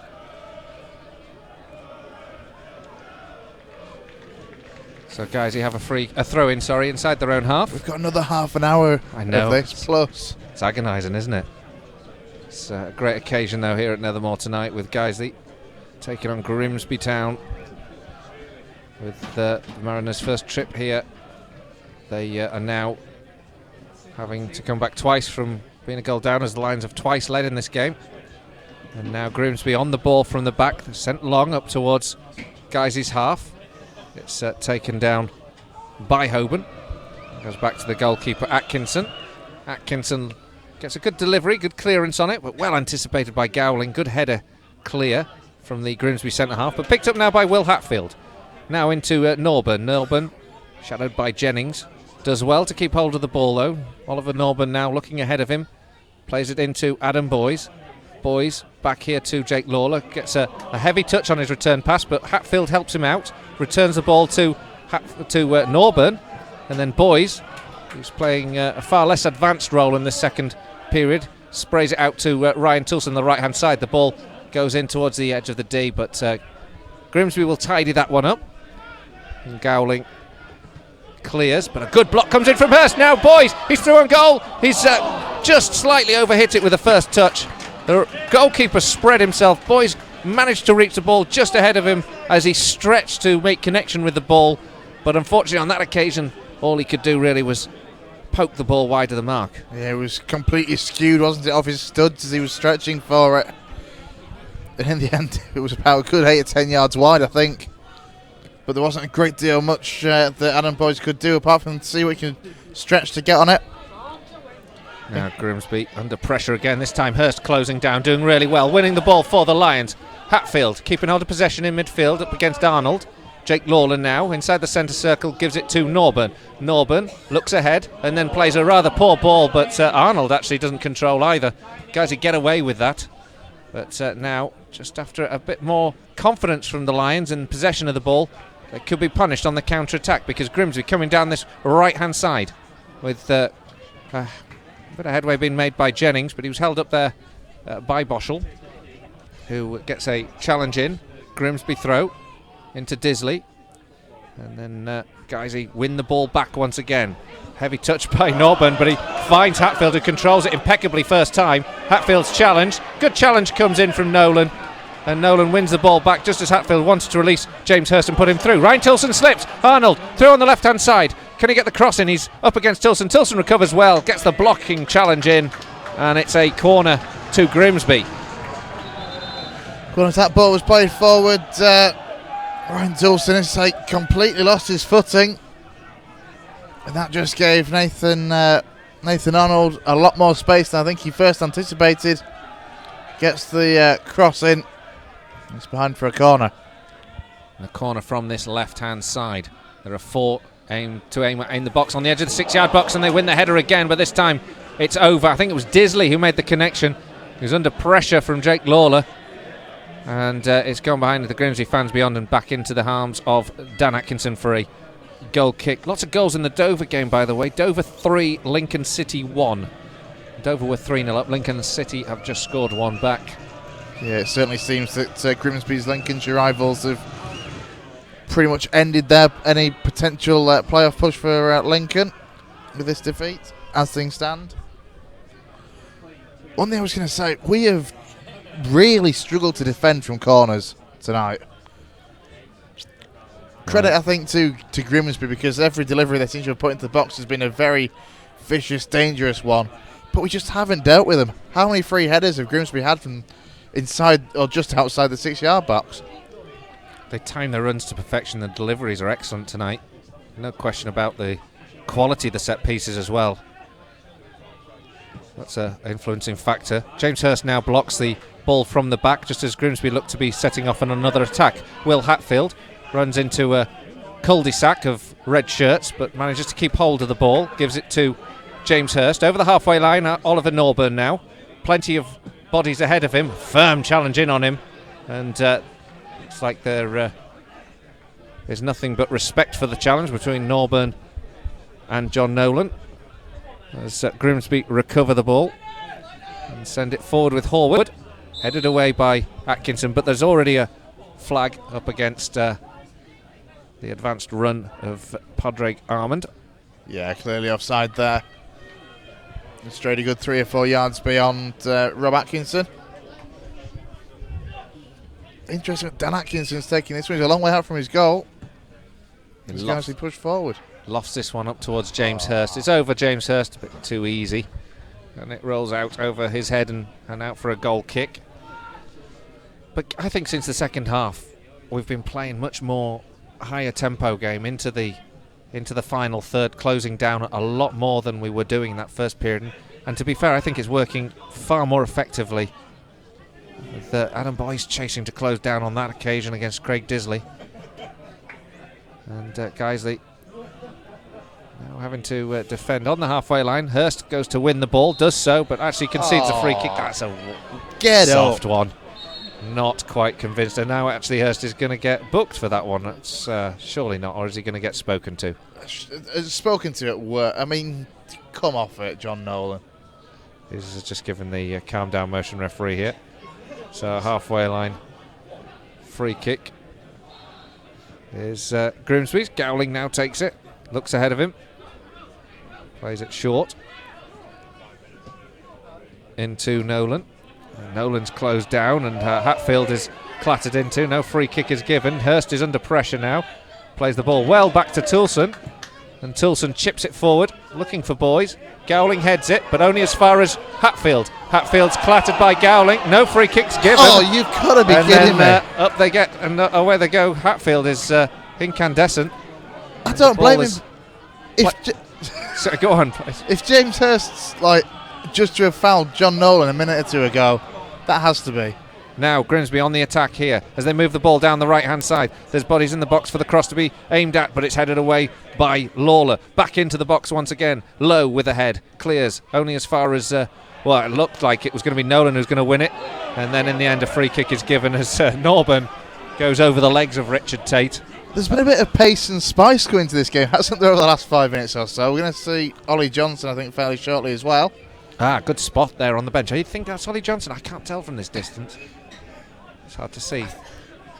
I'm probably going to be completely wrong now. I know, I often make, terrible comparisons. I'll mix up Ollie Johnson, Liam Dickinson or something like that from this distance. But it's definitely a Guiseley sub. And there's a poor touch that gives the Lions a throw on the right-hand side as we attack into the Grimsby half. Ball into the box, finds Adam Boys. Boys slips at the crucial moment. It's put behind for a corner. But it looked like Grimsby had switched completely off there for a moment. They weren't expecting the throw. The throw went into the man shot. The ball was played in towards the 6-yard box. Boys was there. He slipped. And it was eventually put out for a Guiseley corner on the right-hand side. And this time it's going to be delivered in towards the edge of the 6-yard box. It goes across everyone. If only someone could have made a connection with that. The goalkeeper, James McCown, had come up to try and recover the ball but couldn't. And now we are, you're quite right, going to see the introduction of Ollie Johnson, but not quite sure about the change. It's Oliver Norburn. Oliver Norburn is coming off. And I said to Dave at half-time that if we get into a situation like we had against Tranmere last week, where Oliver Norburn was going off shortly after the hour mark, I'd be gutted. And frankly, I am. For me, he's been the best player on the pitch in a Guiseley shirt. Well, he certainly had a very influential... The natural change, I thought, would have been Nicky Boschel, but you've got Will Hatfield and you've got Jake Lawler in defensive midfield.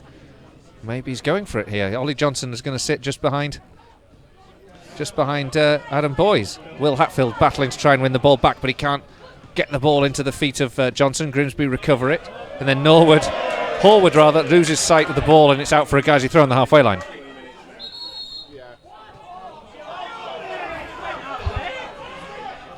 I'm just waiting for you to add something there, Chris. And sorry, you're too frustrated by the change. As I say, I'm just deeply disappointed because Oliver Norburn is the kind of player that could come up with something in his passing. Maybe he's just run out of legs. But he doesn't need his legs. He can, stand there and pick a pass from anywhere on the pitch. Wasn't there on Saturday, so possibly just recovering. Can I see Grimsby change shortly as well? I think it's Omar Bogle. A familiar name to us? Yes, quite. Nolan now on the ball. Peels it into the box, but it's helped away. But Nolan wins back the second face. Goes to ground against Jake Lawler. And the referee waves away the peel. That's payback for the fairly soft one he got earlier, frankly. But the fact is, we all stood still as well, didn't we? We didn't respond to that. The clearance goes straight back into Grimsby's half. Got to play to the whistle on this occasion. The ball flicked on by Armand and into the hands of Atkinson. Some point, like you say, probably Bogle will be coming on. It's interesting because there was one of the two, I'm not sure. Rumours this week about Paul Hurst having a bit of a bust-up with Omar Bogle, but I'd read that he'd said he was going to be involved in the game tonight in some part. Hurst now picks up the ball, threads it through towards Ollie Johnson. We're about 30 yards from goal. Ball to the right-hand side. Oh, poor ball, and straight out for a throw into Grimsby Town. Very frustrating, just as we seem to be picking up some form of a head of steam. And it's all make ways for the 35s as Pat Hoban, who wears the same number as Oliver Norburn, makes way. And as you say, Omar Bogle comes onto the field. I remember when we were due to play Solihull Moors last season, he got picked for the England C squad and had to play in that at the Shea, and we played quite a weakened Solihull Moors and beat them, I think 3-0. I think, if I'm right, And it was an important time of the season as well. I'm fairly sure Omar Bogle scored twice for England on that occasion, a 4-2 win as well for the England Seaside. Yeah. So everything worked out swimmingly on that occasion. I think he should have been picked tonight. So Omar Bogle is on and gets a touch of the ball now and gives it straight to Arnold, who threads a lovely ball through to Armand, but he's offside. The flag very swiftly up on the far side, and it's a Guiseley free kick. Yeah, the flag went up pretty quickly there. Linesman on that far side, certain in his decision.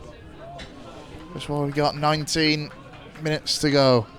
Don't think you can argue with that decision. I think that was the correct one. Just looked like Armand had got a yard ahead of the defence when when the ball was played to him. But it was certainly a warning shot to Guiseley again. Free kick given against James Hurst, who goes for the ball on that right flank. Guiseley still 2-2 here. If you're just joining us, we've got 71 minutes on the clock, and the Lions have twice led in this match. Cleared now by Toulson, headed away by Lawler up to the halfway line. Back by Pearson to the goalkeeper McKeown. It's bizarre, isn't it, how we've shown both sides in these 2-2 draws over the last 2 Tuesdays. Oh, and now Arnold's picked up the ball. He's just ridden the challenge of Rob Atkinson. He goes into the area, takes 2 out with a turn, and then gets the shot away. Dan Atkinson down low. Never really had the pace to beat Dan Atkinson, and the goalkeeper holds onto the ball comfortably, but Arnold certainly be lifted by the way he managed to get some space down that left flank, and the way the Lions went into the challenges. We were sliding in all over the place and made it rather too easy for him. Yeah, absolutely. I'd say 2 Guiseley defenders just dived in there when they were nowhere near him. Looked very foolish in the process as Arnold cut back inside, got the shot off. It wasn't really troubling Dan Atkinson in the end. But as I say, last week we went behind twice and came back to 2-2. So far tonight we've given away 2 leads.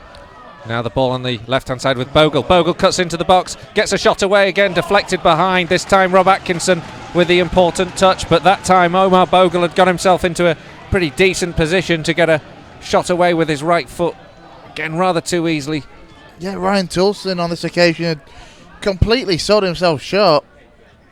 Corner this time we'll see 4 or 5 all lining up towards the back post, now heading in towards the 6-yard box as it goes into that area, headed over the bar that time.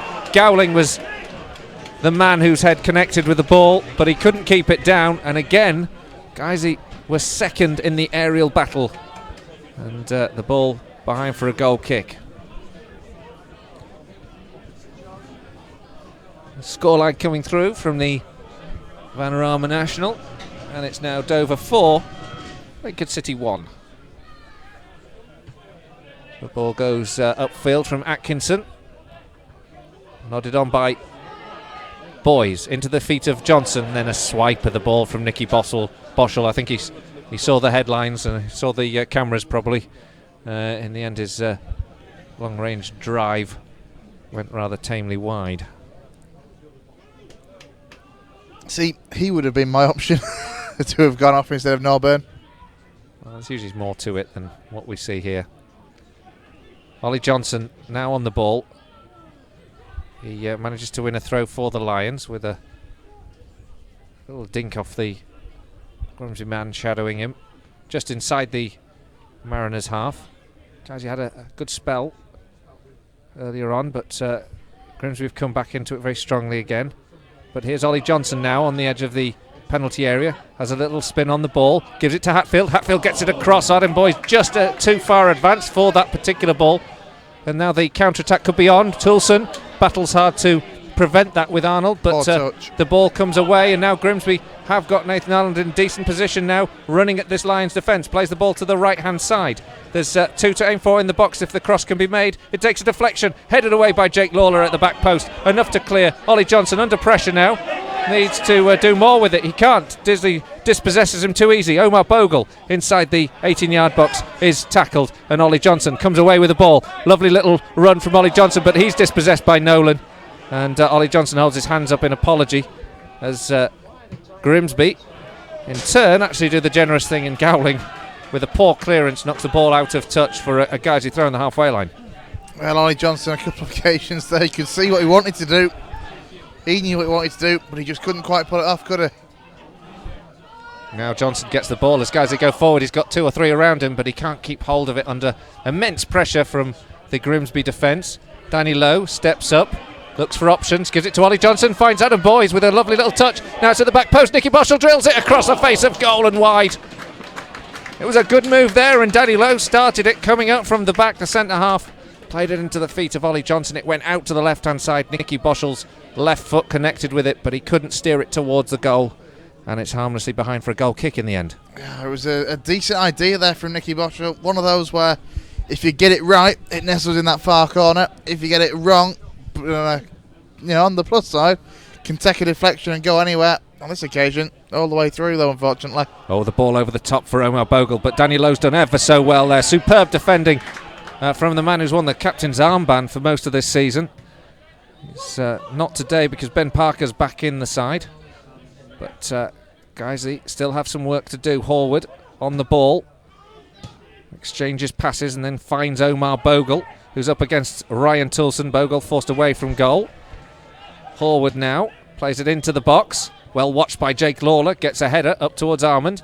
And then nodded down by James Hurst to find Hatfield. He plays it out to the left-hand side and finds Nicky Boschel. Guiseley now with a chance to counter-attack if Nicky Boschel can find a ball forward. But he's played it and run himself into some trouble. Not quite confident enough to play the ball one way or the other. And in the end, Danny Lowe goes back to Dan Atkinson and then collides with Padraig Armand. But I think Armand more runs into him than anything else. There's a big shout from the optimistic shout from the Grimsby fans behind. Guiseley forced meanwhile the ball up towards the Grimsby half. And then there's a hurried clearance from James McCown, the Grimsby goalkeeper. And Guiseley get a throw just about level with the edge of the centre circle on the left-hand side. It's played down the left channel. Another throw and some yards is gained. With the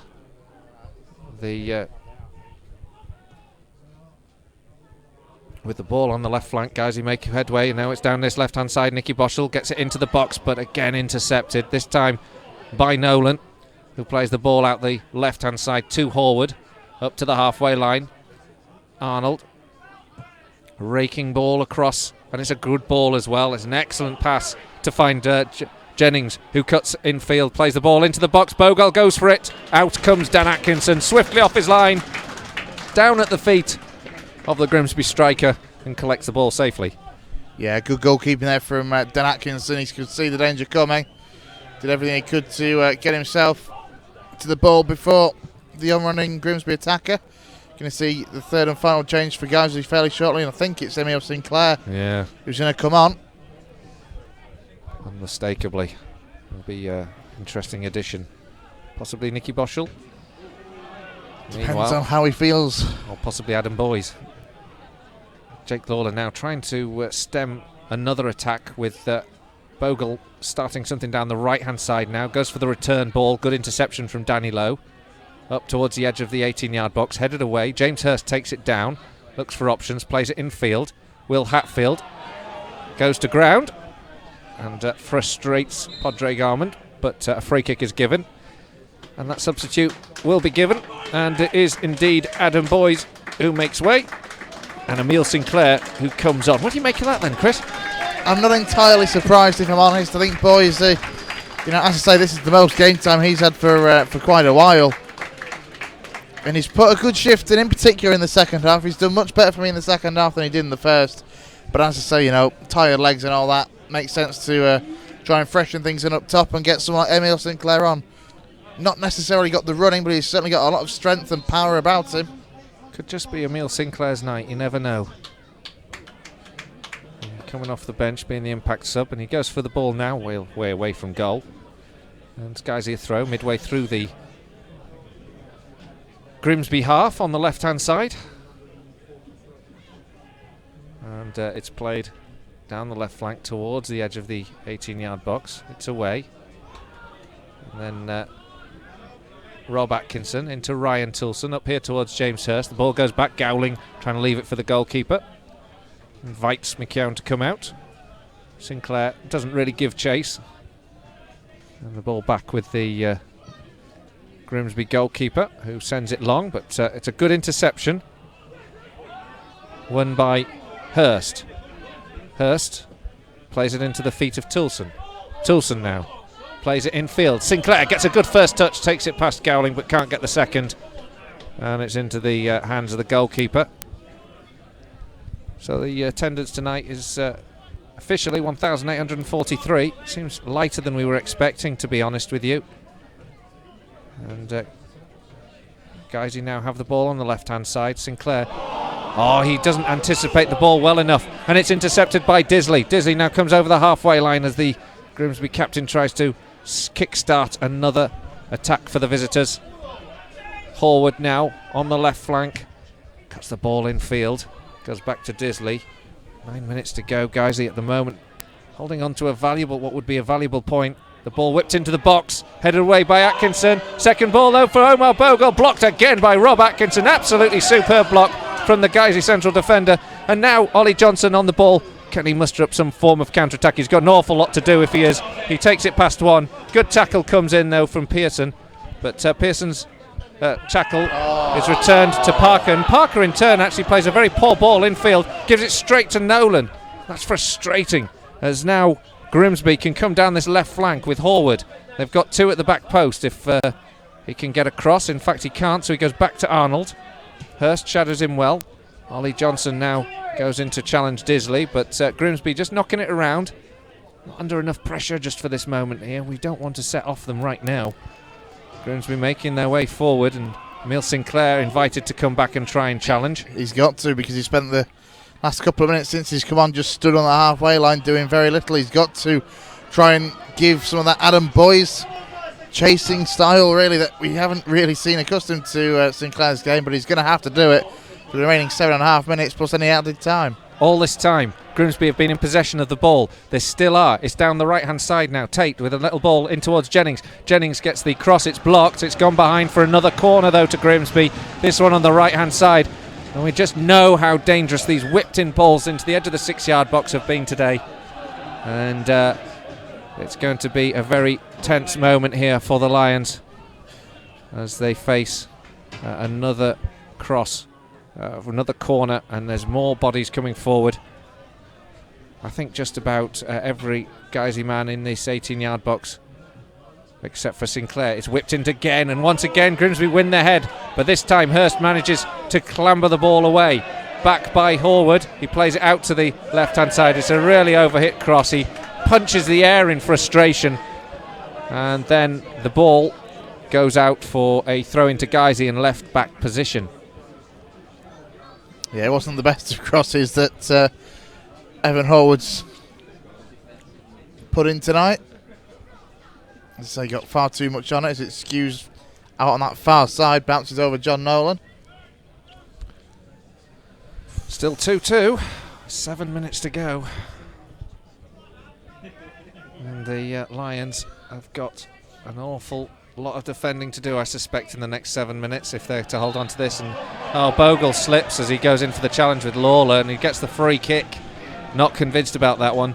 This one about 15 yards up from the angle of the penalty area on the right hand side. This is a good opportunity for Grimsby to distribute the ball into the box, and again with the aerial dominance at the top end of the pitch, this will be a tough ask for Guiseley to defend.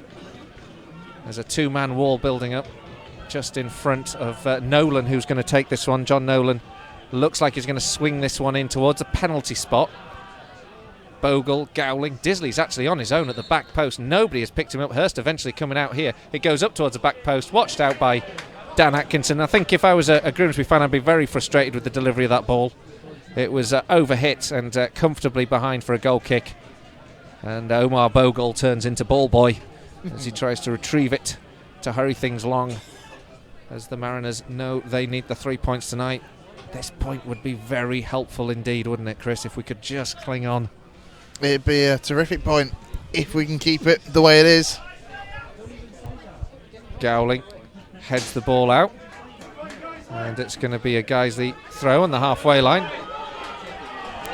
And Ryan Toulson is I think he's being told to hurry it along.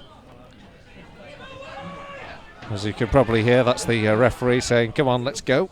So Ryan Toulson eventually gets the ball back in action. Sinclair chasing after it down that right-hand side. Hasn't had an awful lot of the ball yet. He closes the goalkeeper down. It's good running from Sinclair, though. It allowed Jake Lawler to win the ball. Ollie Johnson picks it up, plays the ball against his feet and sort of knocks it ahead of himself and straight into the arms of the goalkeeper. But Ollie Johnson, he's not really got into his flow, has he, since he's come on? He looked very much like he was doing so against Tranmere. But that touch, that improvisation that he brings to the game, just not quite there yet. He's really tried, hasn't he, to bring that little bit of magic to the game. Jennings now on the ball for Grimsby, on the edge of the area, curls it in with his left foot. It's rising and goes behind for, I think, has it gone out all the way for a throw? He sort of didn't hit the ball at all, truly, and it's out for a Guiseley throw in right back position, just a couple of yards up from the corner flag. Yeah, I'd much rather it just gone straight out for a goal kick, to be honest, because this still allows, if you look at it now, everybody's inside that Guiseley half, as Guiseley looks to try and break out of it somehow. Horwood lobs it up in the air, headed away by Ryan Toulson. Only back to Horwood, though, who plays it down towards Bogle. The Lions playing in very tight spaces, unable to really clear the lines. Lawler heads it straight to Horwood, and he gives it to Arnold. Arnold towards the edge of the 18-yard box, onto the left-hand side. Armand plays it towards the back post. There's a bit of space opening up now for Grimsby, but it's closed down. Nolan goes to the right-hand flank. It's curled in, blocked, and then Hatfield heads it away. There's going to be no respite unless Sinclair can get on the end of this ball, but his first touch, as he had a sight for a moment of an interception against Pearson, wasn't able to keep onto the ball long enough. Now Long into the box. Bogle chests it down, gets a block in from Danny Lowe, and a goal kick has been given. Bogle's not happy at all with that, as the two clattered into each other. The referee says that the ball actually clattered off Bogle last, and it's a Guiseley goal kick, which is gratefully received. It's a brave decision, though, isn't it, from the referee? We've got the large guy, Grimsby travelling support, desperate for a corner in that situation, not getting it. Ball goes forward. Gowling heads away from Atkinson's goal kick. The Lions win the ball back with Boschel for a moment, and now James Hurst scrapping for it on the halfway line. Well won, though, and Ryan Toulson goes square to Jake Lawler, and then out to the left where Ben Parker takes over. He gives it to Nicky Boschel on that left-hand side, the scorer of Guiseley's second, into Hatfield. Lawler plays a rather lazy ball that Parker just keeps on, and then plays it short here to Rob Atkinson. Not sure if Rob Atkinson really wanted it, so he plays it down the right-hand side. It's towards Ryan Toulson. There's a slip from it's into the area. Ryan Toulson across the face of the 6-yard box, blocked by the goalkeeper, though. If Toulson could have got it over the keeper, he had two to aim for at the back post, but McKeown was there, and the chance passes. It was a poor ball, wasn't it, from Ryan Toulson. And the quick counter-attack was on, intercepted by Danny Lowe, but he doesn't do enough of a clearance. It hits touch, and now Horwood, the man who slipped to allow Toulson in, is back on the ball. He goes square actually to Disley. Nolan now forward towards the edge of the D.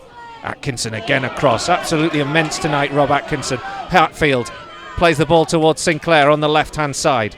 Sinclair up against Pearson. He's got few options. He goes across to Nicky Boschel. Nicky Boschel himself with very few options. Holds on to the ball, but eventually as it runned away from him, Ollie Johnson intercepts with a good challenge to win the ball and keep it ticking over for Guiseley. Ollie Johnson now on the ball, 30 yards from goal, tries to thread it through to Hurst on the right-hand side, but it again underhit that pass and easily intercepted by Grimsby, who can come away with the ball down the right-hand side. Omar Bogle chasing after it as well, as it comes down with Nolan. Nolan plays the ball over the top and over and wide, and it's kept in and then headed back in. It was well kept in actually by Armand. I didn't think he was going to keep it. He did.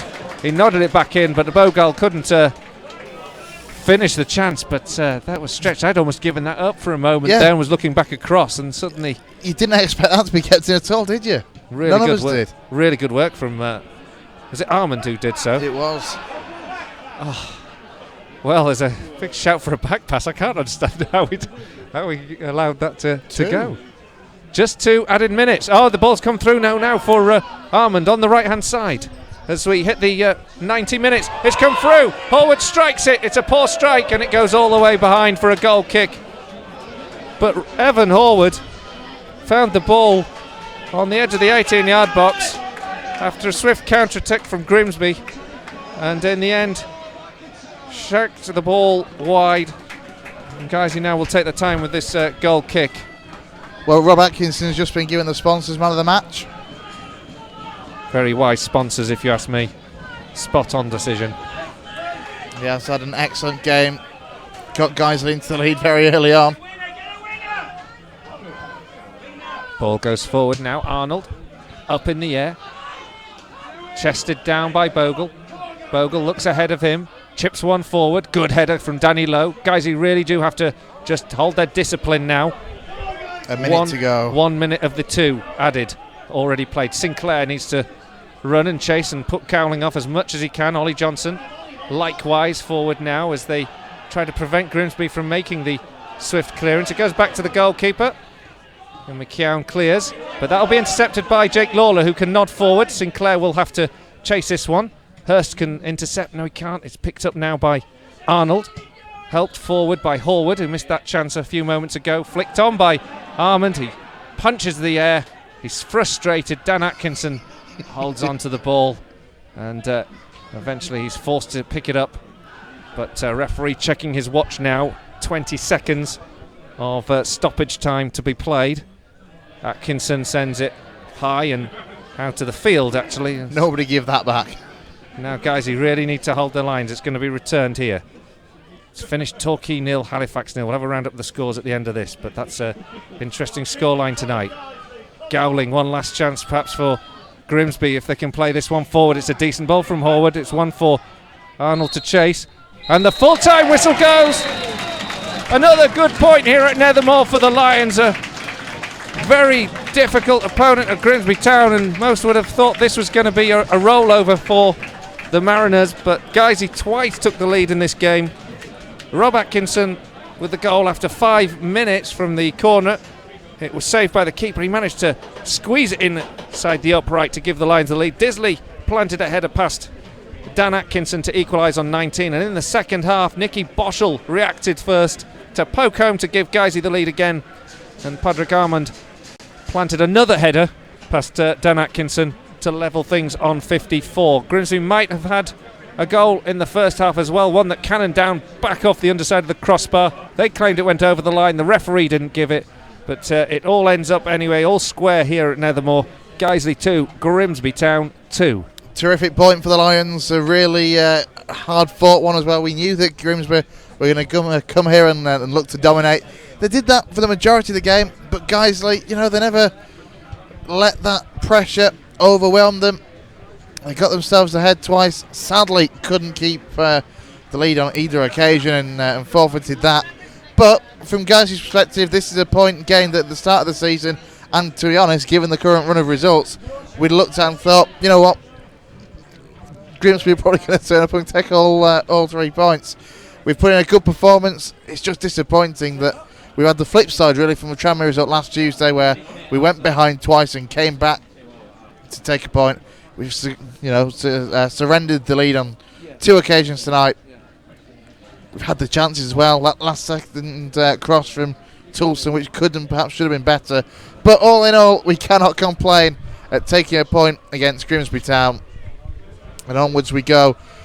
It doesn't get much easier. It doesn't get any easier, in fact, because Dover come to Nethermore on Saturday, who themselves, I believe, have had a great win. Just wait for Dave to get control. There we go. He's got his scores. He's got the microphone. Dave, good point that.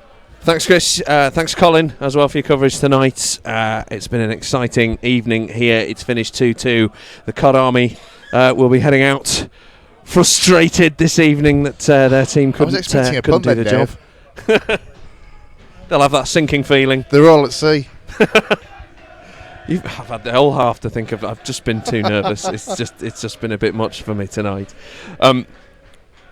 Great performance though, actually. I thought on the whole over the 90 minutes, I think the team did well. Got themselves in front of right at the start of that second half. Just couldn't quite hang on. Again, Grimsby's aerial dominance paid off in the end to get them that equaliser, and it might well have got them a winner at some point. It was pretty much one-way traffic. The attacks that Guiseley had were breakaway ones, weren't they? There were a couple of opportunities. Adam Boyes, of course, with that ball played across, side foot shot smothered. Ryan Tulson towards the end there as well, breaking into the box, and his cross again smothered by McKeown. Real opportunities for Guiseley to take all 3 points tonight. They did fantastically well against the team that are going to make the playoffs this season, absolutely certain of that. That had a good foot in height and a yard in pace on us tonight, and we really stood our ground, and I think a real response after Saturday. Yeah, absolutely. You know, we needed a response after Saturday because, by all accounts, it was a particularly disappointing performance. And you know, we've stepped up against the supposed big clubs. You know, the likes of Tranmere and Grimsby. We've stepped up against them. We did that at Bundle Park and took a point from there. They'll be bitterly disappointed. I'm fairly sure they'll be very disappointed to have dropped 4 points out of 6 to little old Tin Pot Guiseley. Yeah, they don't look very happy over there. But I tell you what, they've come out in their numbers tonight on a very cold Tuesday night, and they've supported their team vocally from start to finish. So credit to them for that. Our lads have been going all night as well. Sheer weight of numbers meant they've sometimes been drowned out, but they have not stopped singing all night. They have been a fantastic addition to Nethermore, as usual. It has been a really good atmosphere, hasn't it, for tonight's game? You know, another Tuesday night, there was a really good game and a really good atmosphere, and a good result for the Lions as well. Maybe we should play all our games on Tuesdays. Under the lights at Nethermore. I'd be lost without Saturday football. Well, true. But I do know if it works, if it gets us points, if it keeps us up, I'll take anything at this point. Talking about keeping us up, other results in the National League tonight: Braintree 0, Gateshead 0, Dover 4, Lincoln 1. Dover, of course, the next visitors to Nethermore on Saturday. That's a huge win for them down at the Crabble, and a long journey back for Lincoln City tonight. Eastleigh 2. Yeah, their playoff dream's over. Eastleigh 2, Bromley 0. Guiseley 2, Grimsby 2. It's frustration for Grimsby tonight. He says it with a smile. Torquay 0, Halifax 0. And we spoke at half-time about matching that result, and that's a great result for Guiseley as well tonight, Torquay and Halifax, that neither of those clubs have gained ground on us tonight as well. Let's look at the table then. So let's have a look at the table. We'll start at the bottom. Kidderminster, poor old Kidderminster. They played 37, they've got 24 points. Welling played 38, and they've got 28 points. It's looking grim for both of those sides now. Altrincham have played 36 and have 35. Torquay, with a better goal difference, also played 36 and 35. Boreham Wood played 37 and 36. 19th place Halifax played 36 and 37 points.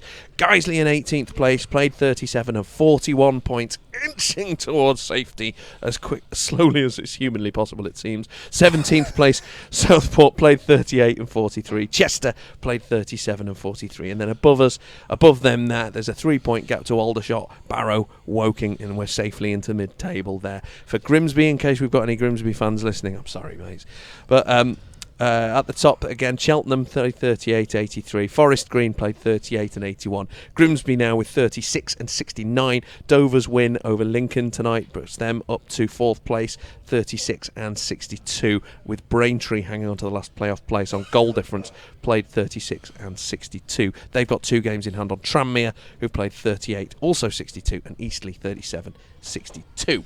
Looking a little bit further away beyond Saturday, of course, Dover. Tough game it will be. How important is Bank Holiday going to be? For the simple fact that we travelled to Southport, it was 17th on the Saturday, and we welcomed Chester on the Monday, who are just above them. Well, for me, they're both 6-pointers.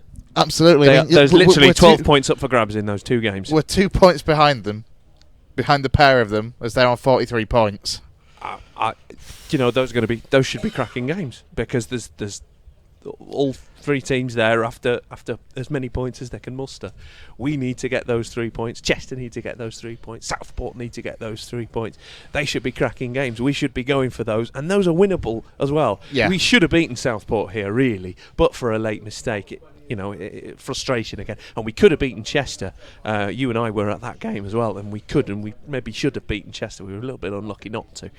So, there is the possibility to get 6 points. And I tell you what, if we can, and it's a big if. It's a big if. If we can, we'll be in such a good position. We can sit back and enjoy as many Easter eggs as you like, because 6 points is going to be a huge leap towards heaven, and that might do it. 47 points might do it. We might not need to get to 50. Absolutely. Well, onwards to Dover. They're here at Nethermore with us on Saturday. We'll be here for this, won't we, Dave? Yes, we will. It's a birthday weekend for the pair of us. It's a birthday weekend for the pair of us. If you would like to send us presents, you can direct message us at Guiseley Radio. Also, don't forget, I don't think we push this enough, we do have a Twitter feed. It's at Guiseley Radio. Messages, you can message us during the game, you can message us during the week. We're always up for I hesitate to use the word banter, but it's the best description of what we do. You can tweet us at Guiseley Radio during the week and let us know your feelings about the upcoming imminent visit of Dover Athletic. But for tonight, we'll celebrate a point well earned against the team third in the National League. It's finished here. Guiseley 2, Grimsby Town 2. Thanks for joining us, and we'll see you on Saturday.